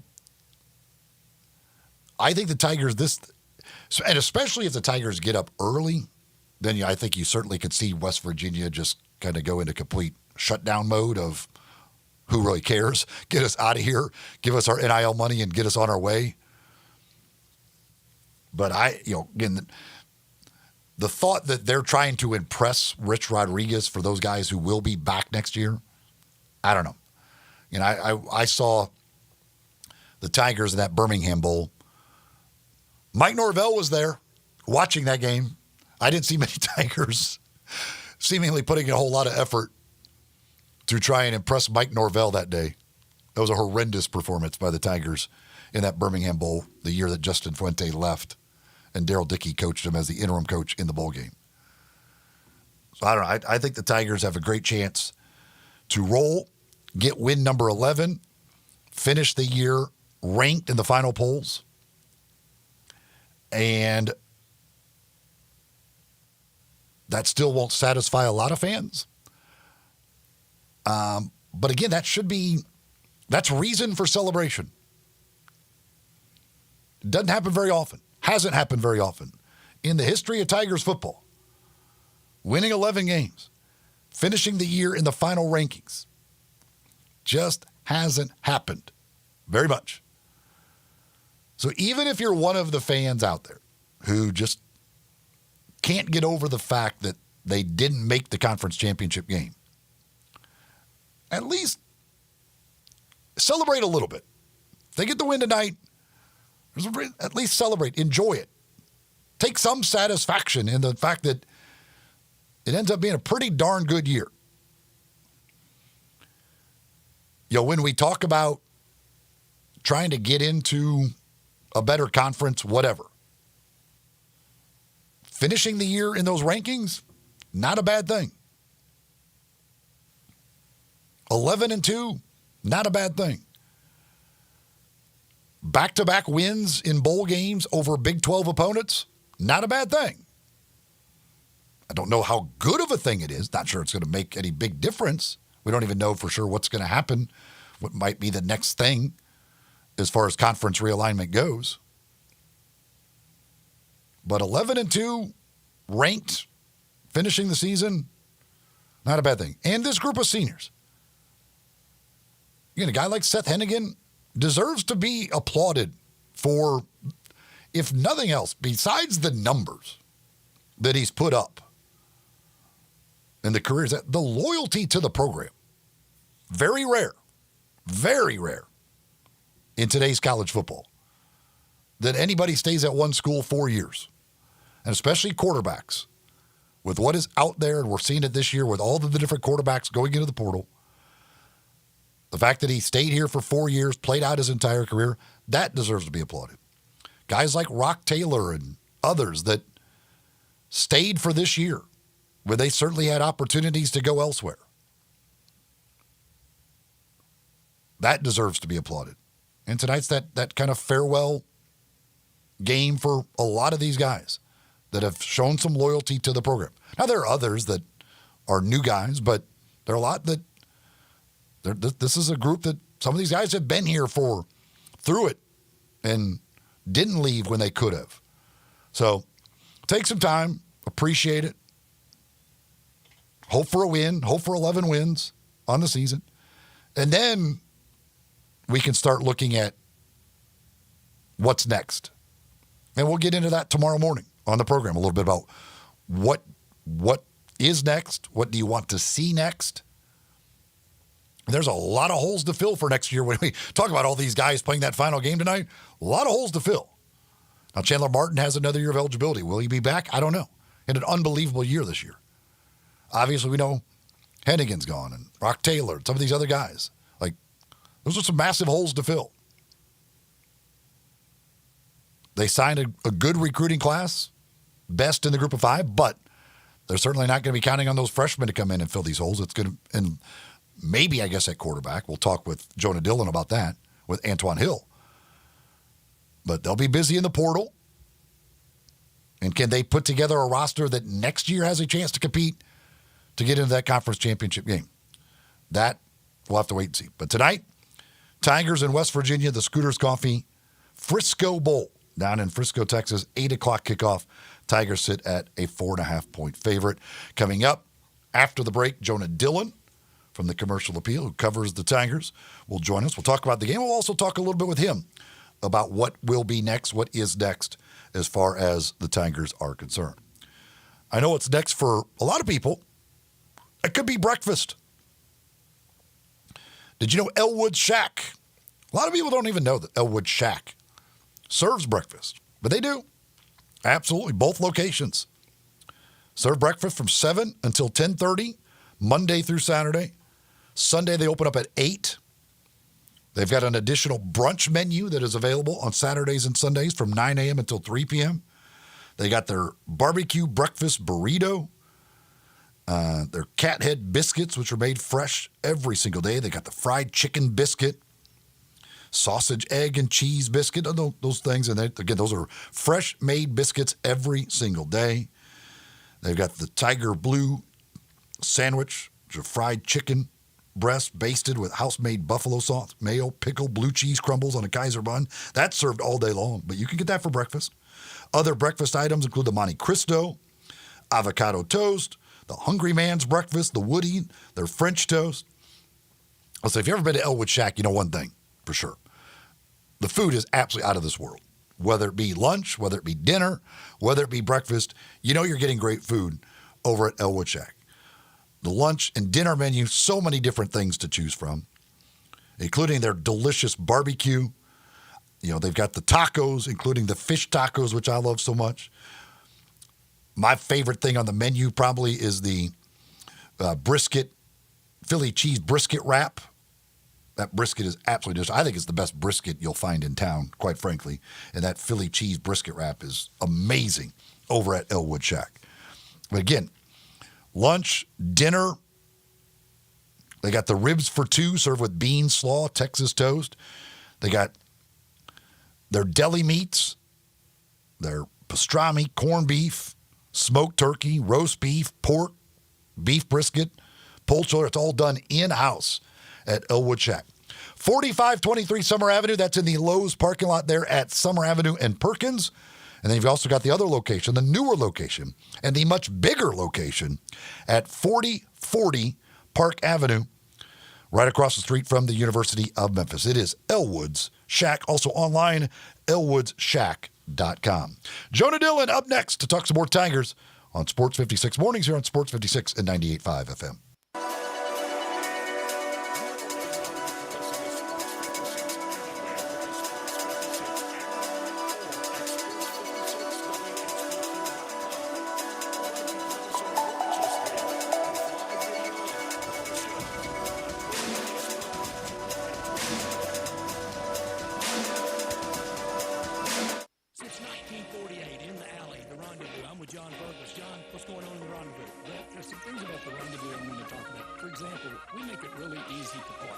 valet parking right at Monroe Street in our alley. We also want to make it easy for people to get to doors. You can now park in our alley right at our front door and put your flashers on. People also forget that we take reservations for 6 or more. And we have a wonderful party room upstairs that can accommodate people for rehearsal dinners, birthday parties, reunions, graduations. Our rooms seat between 25 and 275 people. And everything at the Rendezvous can be packed to go. But we also do catering. See our menu online, and we can even deliver for groups of 15 or more. So if you have any questions, always feel free to call us at the Rendezvous because we answer our phone ourselves. You'll never hear, please listen carefully for our menu has changed. Press 1 for reservations, press 2 for hours, press 3 for catering, or if you know your party's 9-digit extension number and the first 3 letters of their mother's maiden name, dial it now. Come see us at the Rendezvous. Since 1948, the Rendezvous. Getting quality employees to fill positions in your company is essential, but finding those people can be a major hassle unless you use ZipRecruiter. ZipRecruiter makes finding quality people a breeze. ZipRecruiter's advanced technology identifies candidates with the right skills, sends you great matches, then you can easily invite them to apply. 4 out of 5 employers who post on ZipRecruiter get a quality candidate within the first day. See for yourself. Go to ZipRecruiter.com/free to try ZipRecruiter for free. That's ZipRecruiter.com/free. Some people just know they could save hundreds on car insurance by checking Allstate first. Like you know to check that your seats aren't in the visitor section first before buying tickets. I'm so excited for this game. I can't believe we got us tickets. Me too. Yeah, check them first this morning. So check Allstate first for a quote that could save you hundreds. This is going to be a long day. You're in good hands with Allstate. Savings vary. Subject to terms, conditions, and availability. Allstate Fire and Casualty Insurance Company and Affiliates, Northbrook, Illinois. Get ready for the wrap-up-the-year sales event at Gossett Chrysler Dodge Jeep Ram Fiat on the Pike and save huge 2024 Jeep Grand Wagoneer L Series 3, $23,156 off MSRP. 2024 Jeep Grand Cherokee 4XE 4-wheel drive, $12,319 off MSRP. And 2024 Dodge Hornet RT all-wheel drive, $11,637 off MSRP, or buy it for $32,983 plus 0% for 72 months is available. It's the season to drive past the rest and come to the best at Gossett Chrysler Jeep Dodge Ram Fiat on the Pike, or shop online anytime at GossettMotorCars.net. If you want it, we got it at Gossett Motorcars. 145, 331, MSRP 123,155, Cherokee RC 106,867, MSRP 65,210, Hornet R3A 08452, MSRP 44,620, includes all rebates and incentives and excludes PF 695, excludes tax title and license with approved credit. See dealer for complete details, dealer stock only.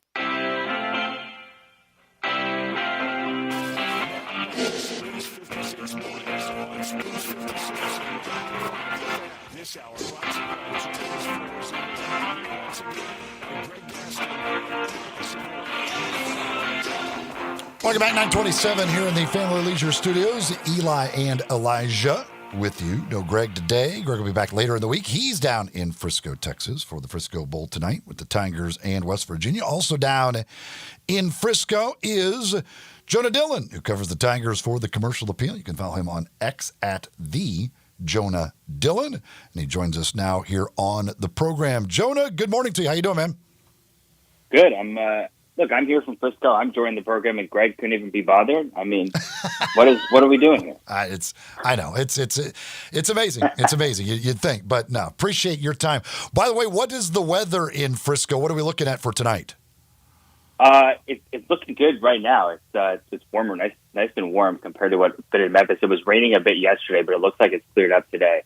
Knock on wood, it always seems to rain like right before a Tigers game starts, but we're looking at like pretty ideal, like, 60, high 60s, mid 60s weather. And then obviously it'll drop a little bit because the game's late. But right now it looks like it's all going to be good. That is good news as far as that is concerned. You hate to play bowl games in bad weather, which that's why they didn't want to go to Fenway for that bowl game. Yeah. Are you a coffee drinker, by the way?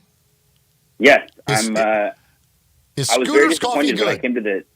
Okay, so I got to the press conference yesterday, and I actually flew early yesterday morning. So I got up at 3:30 in the morning, got on a 5 a.m. flight. So then I show up at the press conference at about 9 o'clock in Frisco, expecting there to be like buckets of coffee. There was none there. What? So I'm disappointed. And don't worry, I got plenty of coffee from Frisco, but it was not Scooter's coffee. So I don't think I've ever actually had Scooter's coffee, believe it or not. But it's been incredible. I was talking to somebody about this yesterday. Like, I knew what it was, but I didn't really, I never really like engaged with it. And now, like, every time I drive somewhere and I see it, I'm like, oh, that's Scooter's Coffee. So great job advertising wise. I guess this is the point of bowl games, and it's working out. It is funny because I knew there was one here in town, but I don't know how many there are. I actually saw a new one the other day. I was like, oh, there's a Scooter's Coffee right there. And I'm not even a coffee drinker, so I don't even notice coffee spots at all. But I was like, hey, there's a Scooter's Coffee. I had no idea that one was there.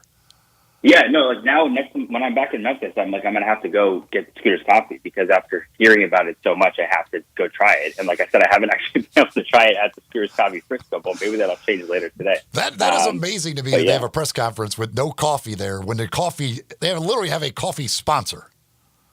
Yeah, I mean, like I've seen some of the bowl games. Like I know the Peach Bowl, which is Chick-fil-A. There's like a room in the stadium that's this Chick-fil-A room, which is like stocked 24/7 with Chick-fil-A for all the media members and everybody there.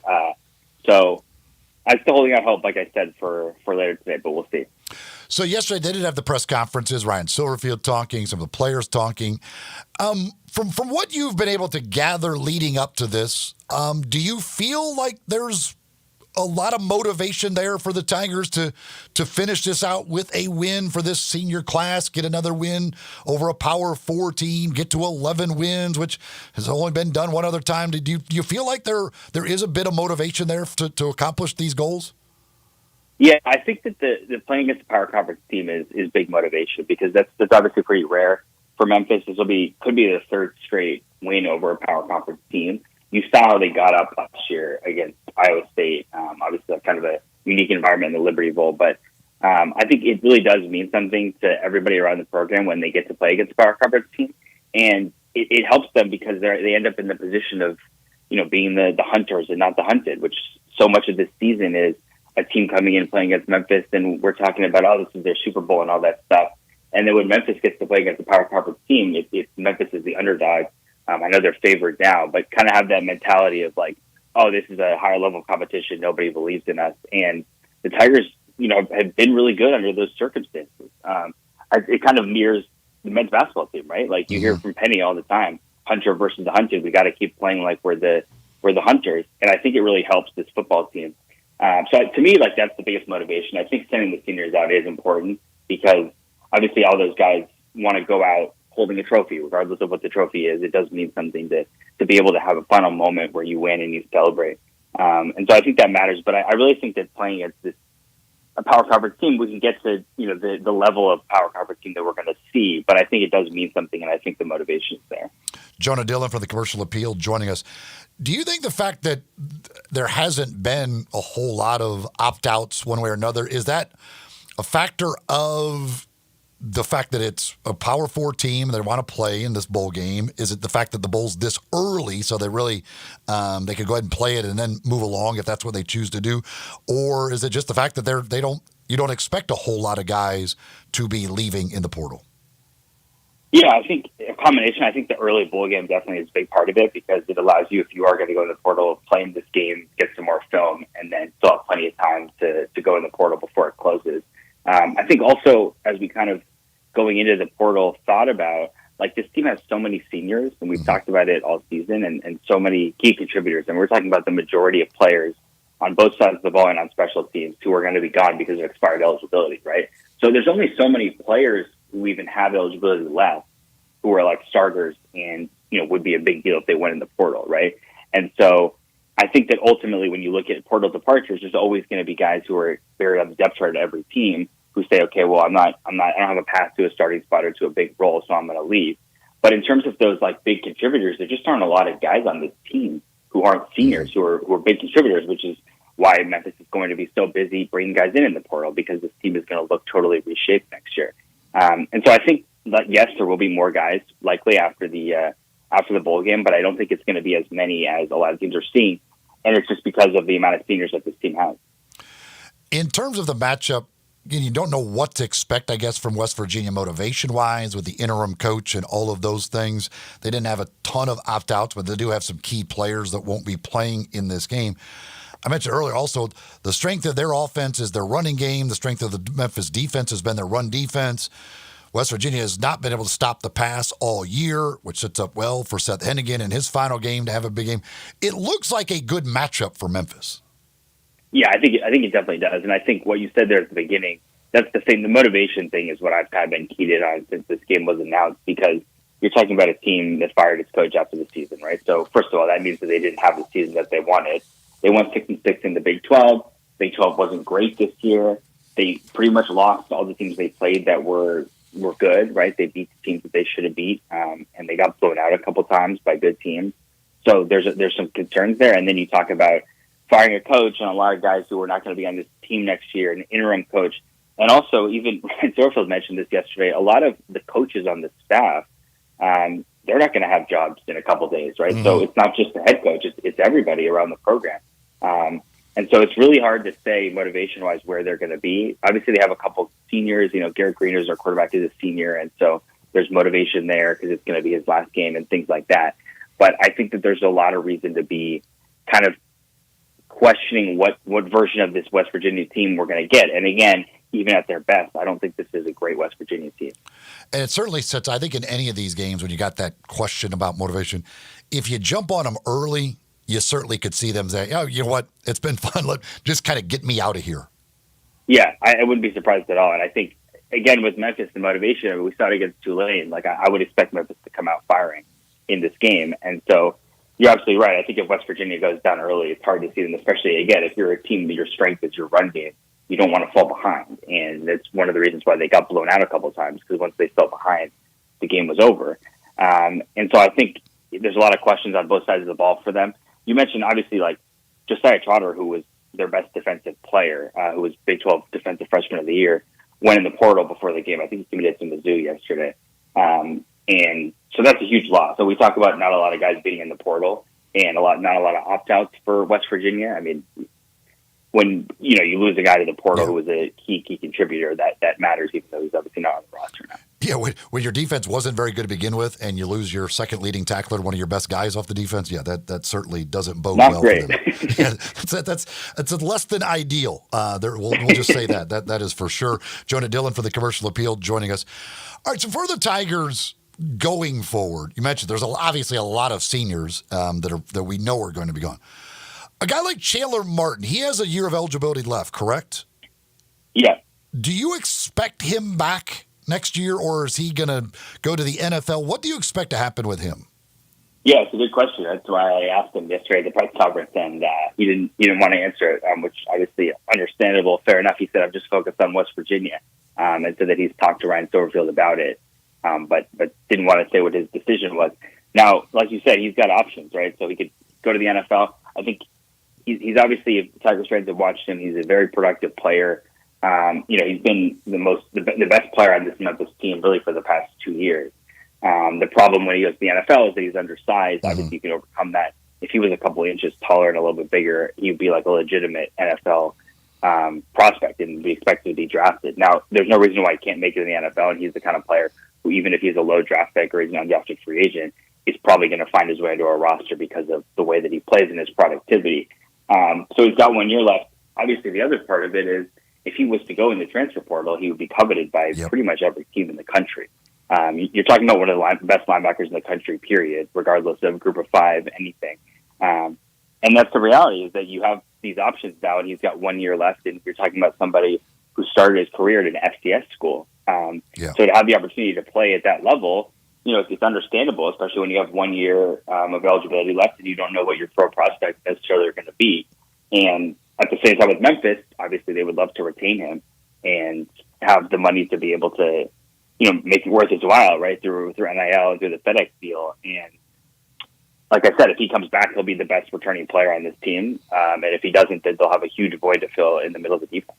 Yeah, it is interesting, too, because, especially when you are considered like not a big-time prospect, maybe too small, like you said, his thought process could be, I need to go play in the SEC or the Big Ten against those, the pro guys and try and show that I can compete with them without a problem, despite maybe what you look at me as not big enough for those positions. Yeah, and also, I mean, a lot of guys, I think we talk about it with quarterbacks a lot, where it's like, okay, you're kind of like a maybe an NFL prospect, you have a year left of eligibility, so go make as much money as you can this year to maximize it, regardless of the pro prospect. I think he's in that position. I think if he went to the SEC, I think he could play. Like, some people are going to say, oh, there's no way, he's too small. Like, I think you look at his skill set, you look at how productive he's been. I think he could go play at an SEC level, to be honest, and I think there's schools there that would want him. And so that makes it a really complicated decision for him when he has to go through all those things. And also, he's got a really good relationship with Jordan Hankins, with Brian Silverfield, and has had a huge, huge impact on this program over the past 2 years. Yeah, the production that he had, I think he could play anywhere. You can't be that productive and tell me that you can't play in the SEC. That dude's just too good. He's way too good as far as I'm concerned. So, joined by Jonah Dillon from the Commercial Appeal. All right, the quarterback position for next year. Obviously, Antoine Hill signed. He'll be here, I guess, for the second semester. There are some guys on the roster. The portal's a possibility. Right now, as you look into your crystal ball for next year, what do you see at the quarterback position? Yeah, it's a great question. And I think that's the one that, once this game is over tonight, we're going to be talking about the most. Realistically, like, there's going to be a quarterback competition, and this is not going to be, I would be pretty surprised if this was resolved before close to the start of the season next year. So, buckle in, we'll have plenty of time to go through these options. The reality right now is, like, you mentioned Antoine Hill Jr., obviously huge, big-time prospect, one of the biggest, highest-ranked recruits to ever sign with Memphis, and somebody that obviously all the coaches are very excited about. At the same time, he's kind of considered a raw prospect, right? He's got really good intangibles, but he's somebody they would like to work with and develop a little bit. So is he going to start as a true freshman? You have him coming in. You've got Arrington Maiden, who was a true freshman this year, who'll be a redshirt freshman next year. They were really excited about him when he signed last year, and they've talked about his skill set and his talent throughout this year, even though he hasn't been playing. And they when he came in, it was like, this guy could be the future of the program. Even after the spring game, you heard Ryan Silverfield and Seth Hennigan talking about how good he was. And so he's somebody that's going to be involved in the quarterback competition. And then the next part of it, which is why it's so hard to kind of figure out how this is going to go, is somebody's going to come in the transfer portal, and it's almost certainly going to be somebody with starter experience, because as of now, Harris Boyd, who's the backup quarterback, has thrown one career pass attempt, and that's the only pass attempt in the entire room outside of Seth Hennigan. So you don't want to go into a season with a combined one career passing attempt. It was a completion, by the way. But so they've got 100% completion percentage. But I think because of all that, you're looking at a situation where they're going to need to bring somebody in.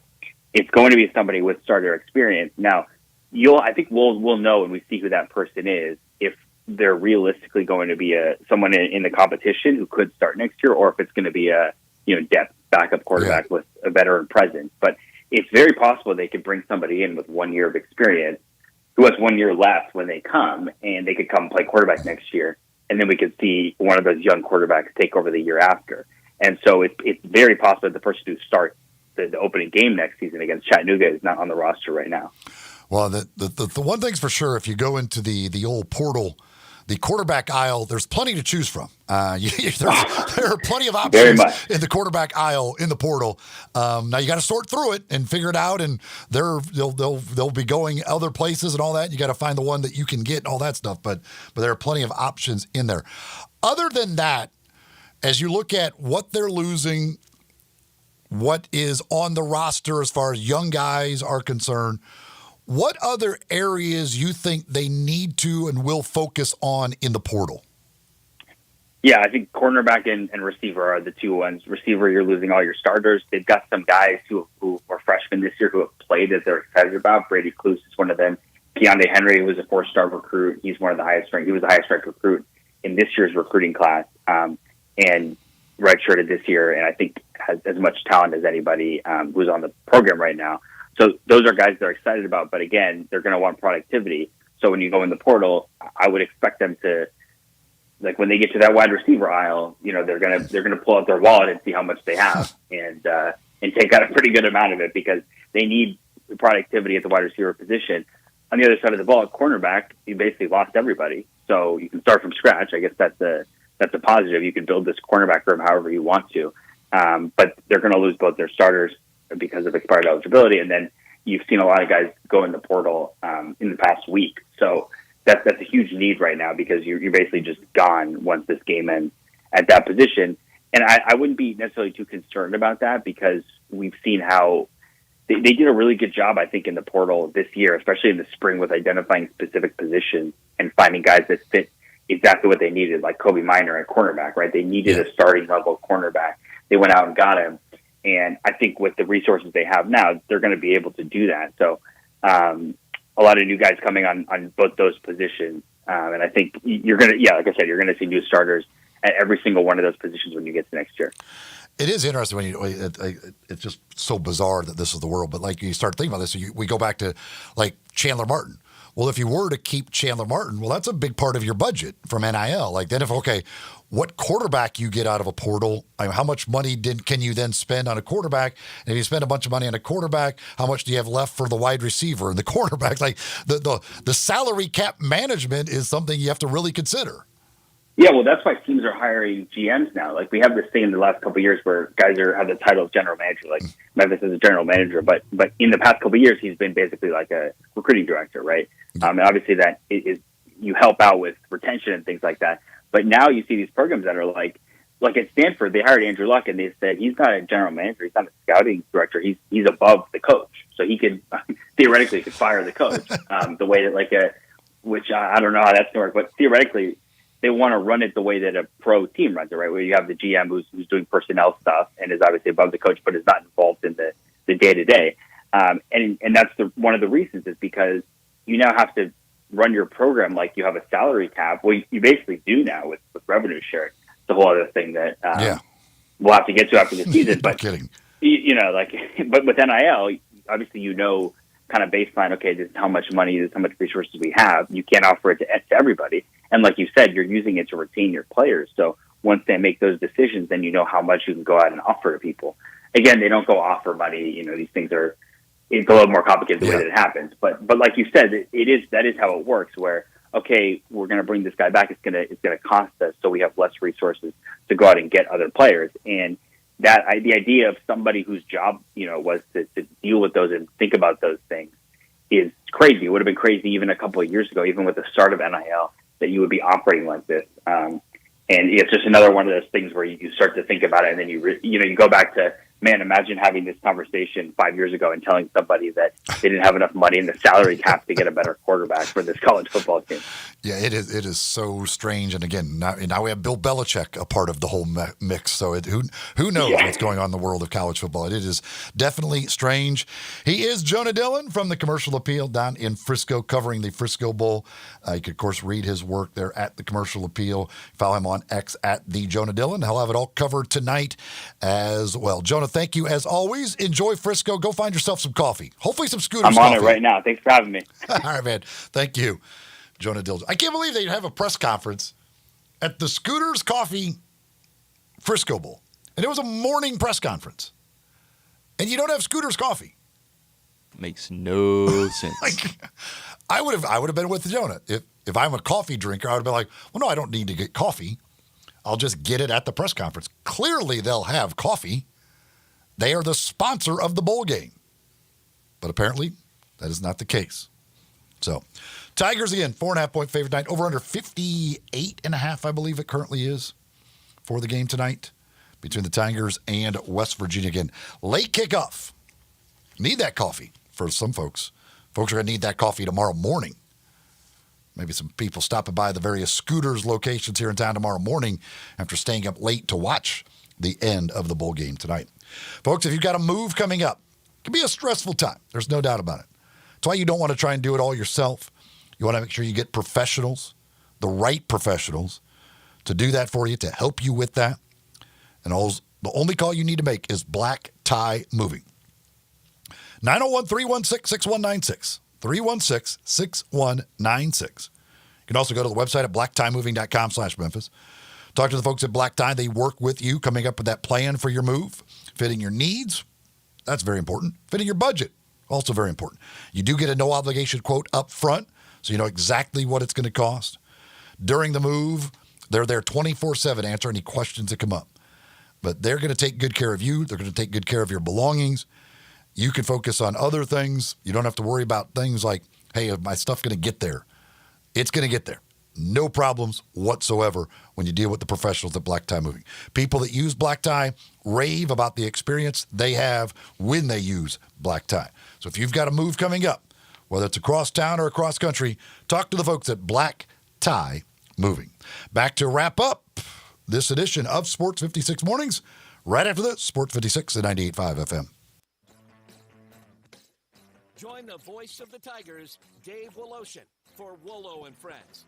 Weekday mornings from 10 to 11 here on Sports 56 and 98.5 FM.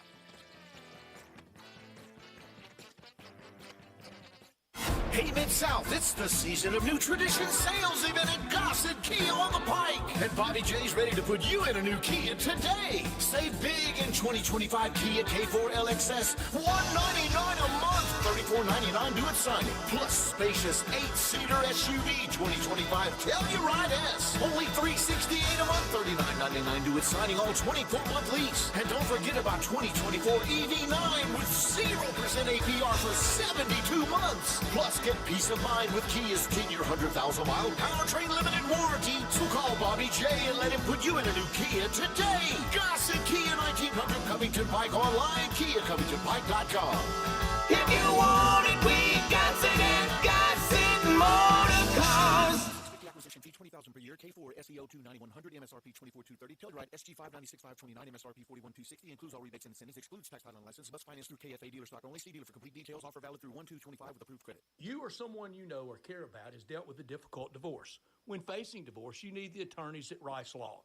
Nick and Larry Rice lead the firm with 3 generations and 7 decades of experience. Located in Memphis, serving the entire state of Tennessee and North Mississippi.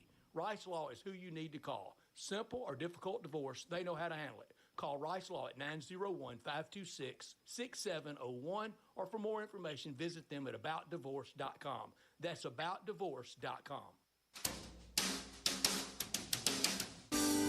The holidays are near, and Choate's Air Conditioning, Heating, Plumbing, and Generators is here to make this season extra cozy and cheerful. For the first 50 customers who purchase a new Carrier system, tankless water heater, or a whole home generator, we have a special gift for you. Choose from a $500 gift card or 60 months no interest financing. And don't forget about Choate's Refer a Friend referral program, where you could earn up to $500. Simply refer a friend to use our services, and if they become a customer, you could earn up to a $500 Visa gift card. But hurry, this festive offer will only last through December 20th. Visit ChoatesHVAC.com or call 347-8086 to schedule your free estimate today. And turn to the experts with Choates and let our family serve your family this holiday season.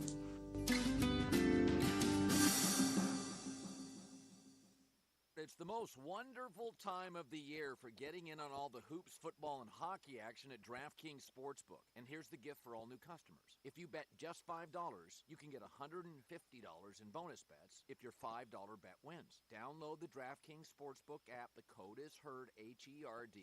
New customers get $150 in bonus bets if your $5 bet wins. Happy holidays from DraftKings. The crown is yours. Gambling problem? Call 1-800-GAMBLER. In New York, call 877-8-HOPE-NY or text HOPE-NY 467-369. In Connecticut, help is available for problem gambling. Call 888-789-7777 or visit ccpg.org. Please play responsibly. On behalf of Boot Hill Casino and Resort in Kansas. 21 plus age and eligibility varies by jurisdiction. Void in Ontario. Bet must win to receive reward. Bonus bets expire 168 hours after issuance. For additional terms and responsible gaming resources, see dkng.co/bball. Hungry for that delicious smash burger flavor? Dyer's Cafe is the original smash burger since 1912 and still smashing burgers in Collier's historic town square. Come out for the lunch specials Monday through Friday 11 to 2. Ask about the world-famous split dog and authentic Chicago or New York dog. Try the leaner side of Dyer's with a grilled chicken sandwich or freshly made salad. Also serving lakes, Delta-raised catfish, Pasquale's tamales, and a customer favorite hand-breaded onion ring. Dyer's, serving world-famous burgers, dogs, and shakes in Collier's historic town square. Now back to Sports 56 mornings on Sports 56 and 98.5 FM. This hour brought to you by Jacobs Force. Here with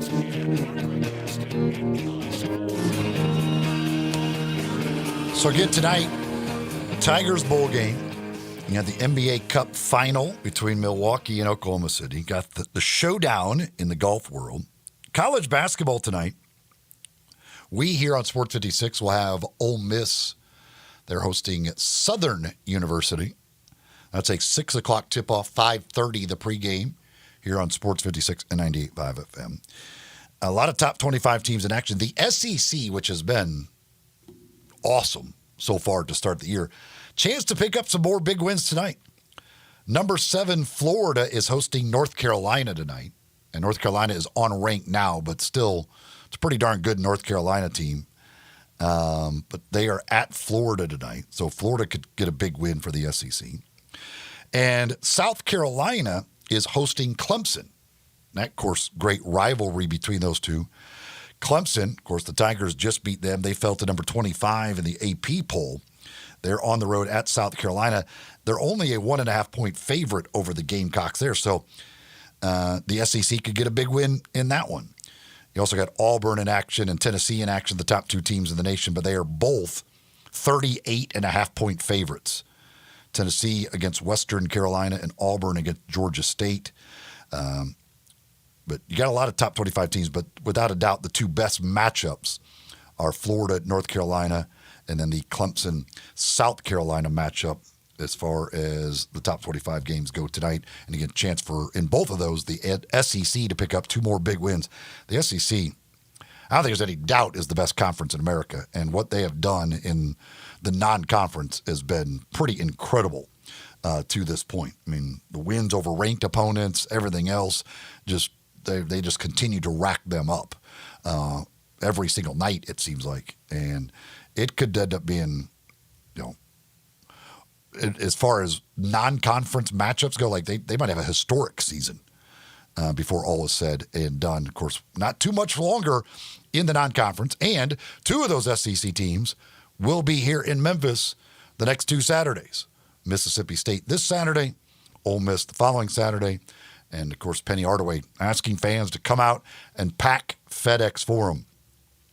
But tomorrow night, Tigers will be on the road at Virginia. We'll be talking about that on tomorrow's program. Of course, on tomorrow's program, Jerry Palm for his regular weekly visit. We'll also have DeMichael Cole with his regular visit. And Parth Upadhyay will be joining us from Virginia for his regular visit as we'll talk Tigers hoops with him off the big win against Clemson and the matchup tomorrow night with Virginia. The holiday season is here and the holiday fun continues at Genesis Diamonds. Now through Christmas Eve, take advantage of 5 years, 0 interest financing on anything you can find. Designer engagement rings, diamond pendants, bracelets, earrings, pre-owned Rolex watches. Whatever it is, whatever that perfect gift idea is, you can take advantage of 0 interest financing for 5 years right now at Genesis Diamonds, Poplar at Perkins Extended. Want to thank Connor O'Gara, Rob Fisher, and Jonah Dillon for joining us on the program this morning. Again, tomorrow morning with Jerry Palm, with DeMichael Cole, with Parth Upadhyay. Upadhyay will wrap up the Tigers bowl game and the Tigers season. After the bowl game tonight, we'll talk about the Tigers and Virginia and all of the other things going on in the world of sports starting tomorrow morning at 7 a.m. Thanks to Elijah Singers for a great job as always. Up next, it is Wolo and Friends, although Wolo down in Frisco, Texas will not be on the program. It'll be Bryant and Elijah for you with Wolo and Friends coming up next here on Sports 56 and 98.5 FM. We'll talk to you again tomorrow morning. Have a great Tuesday. And enjoy the Tigers bowl game tonight.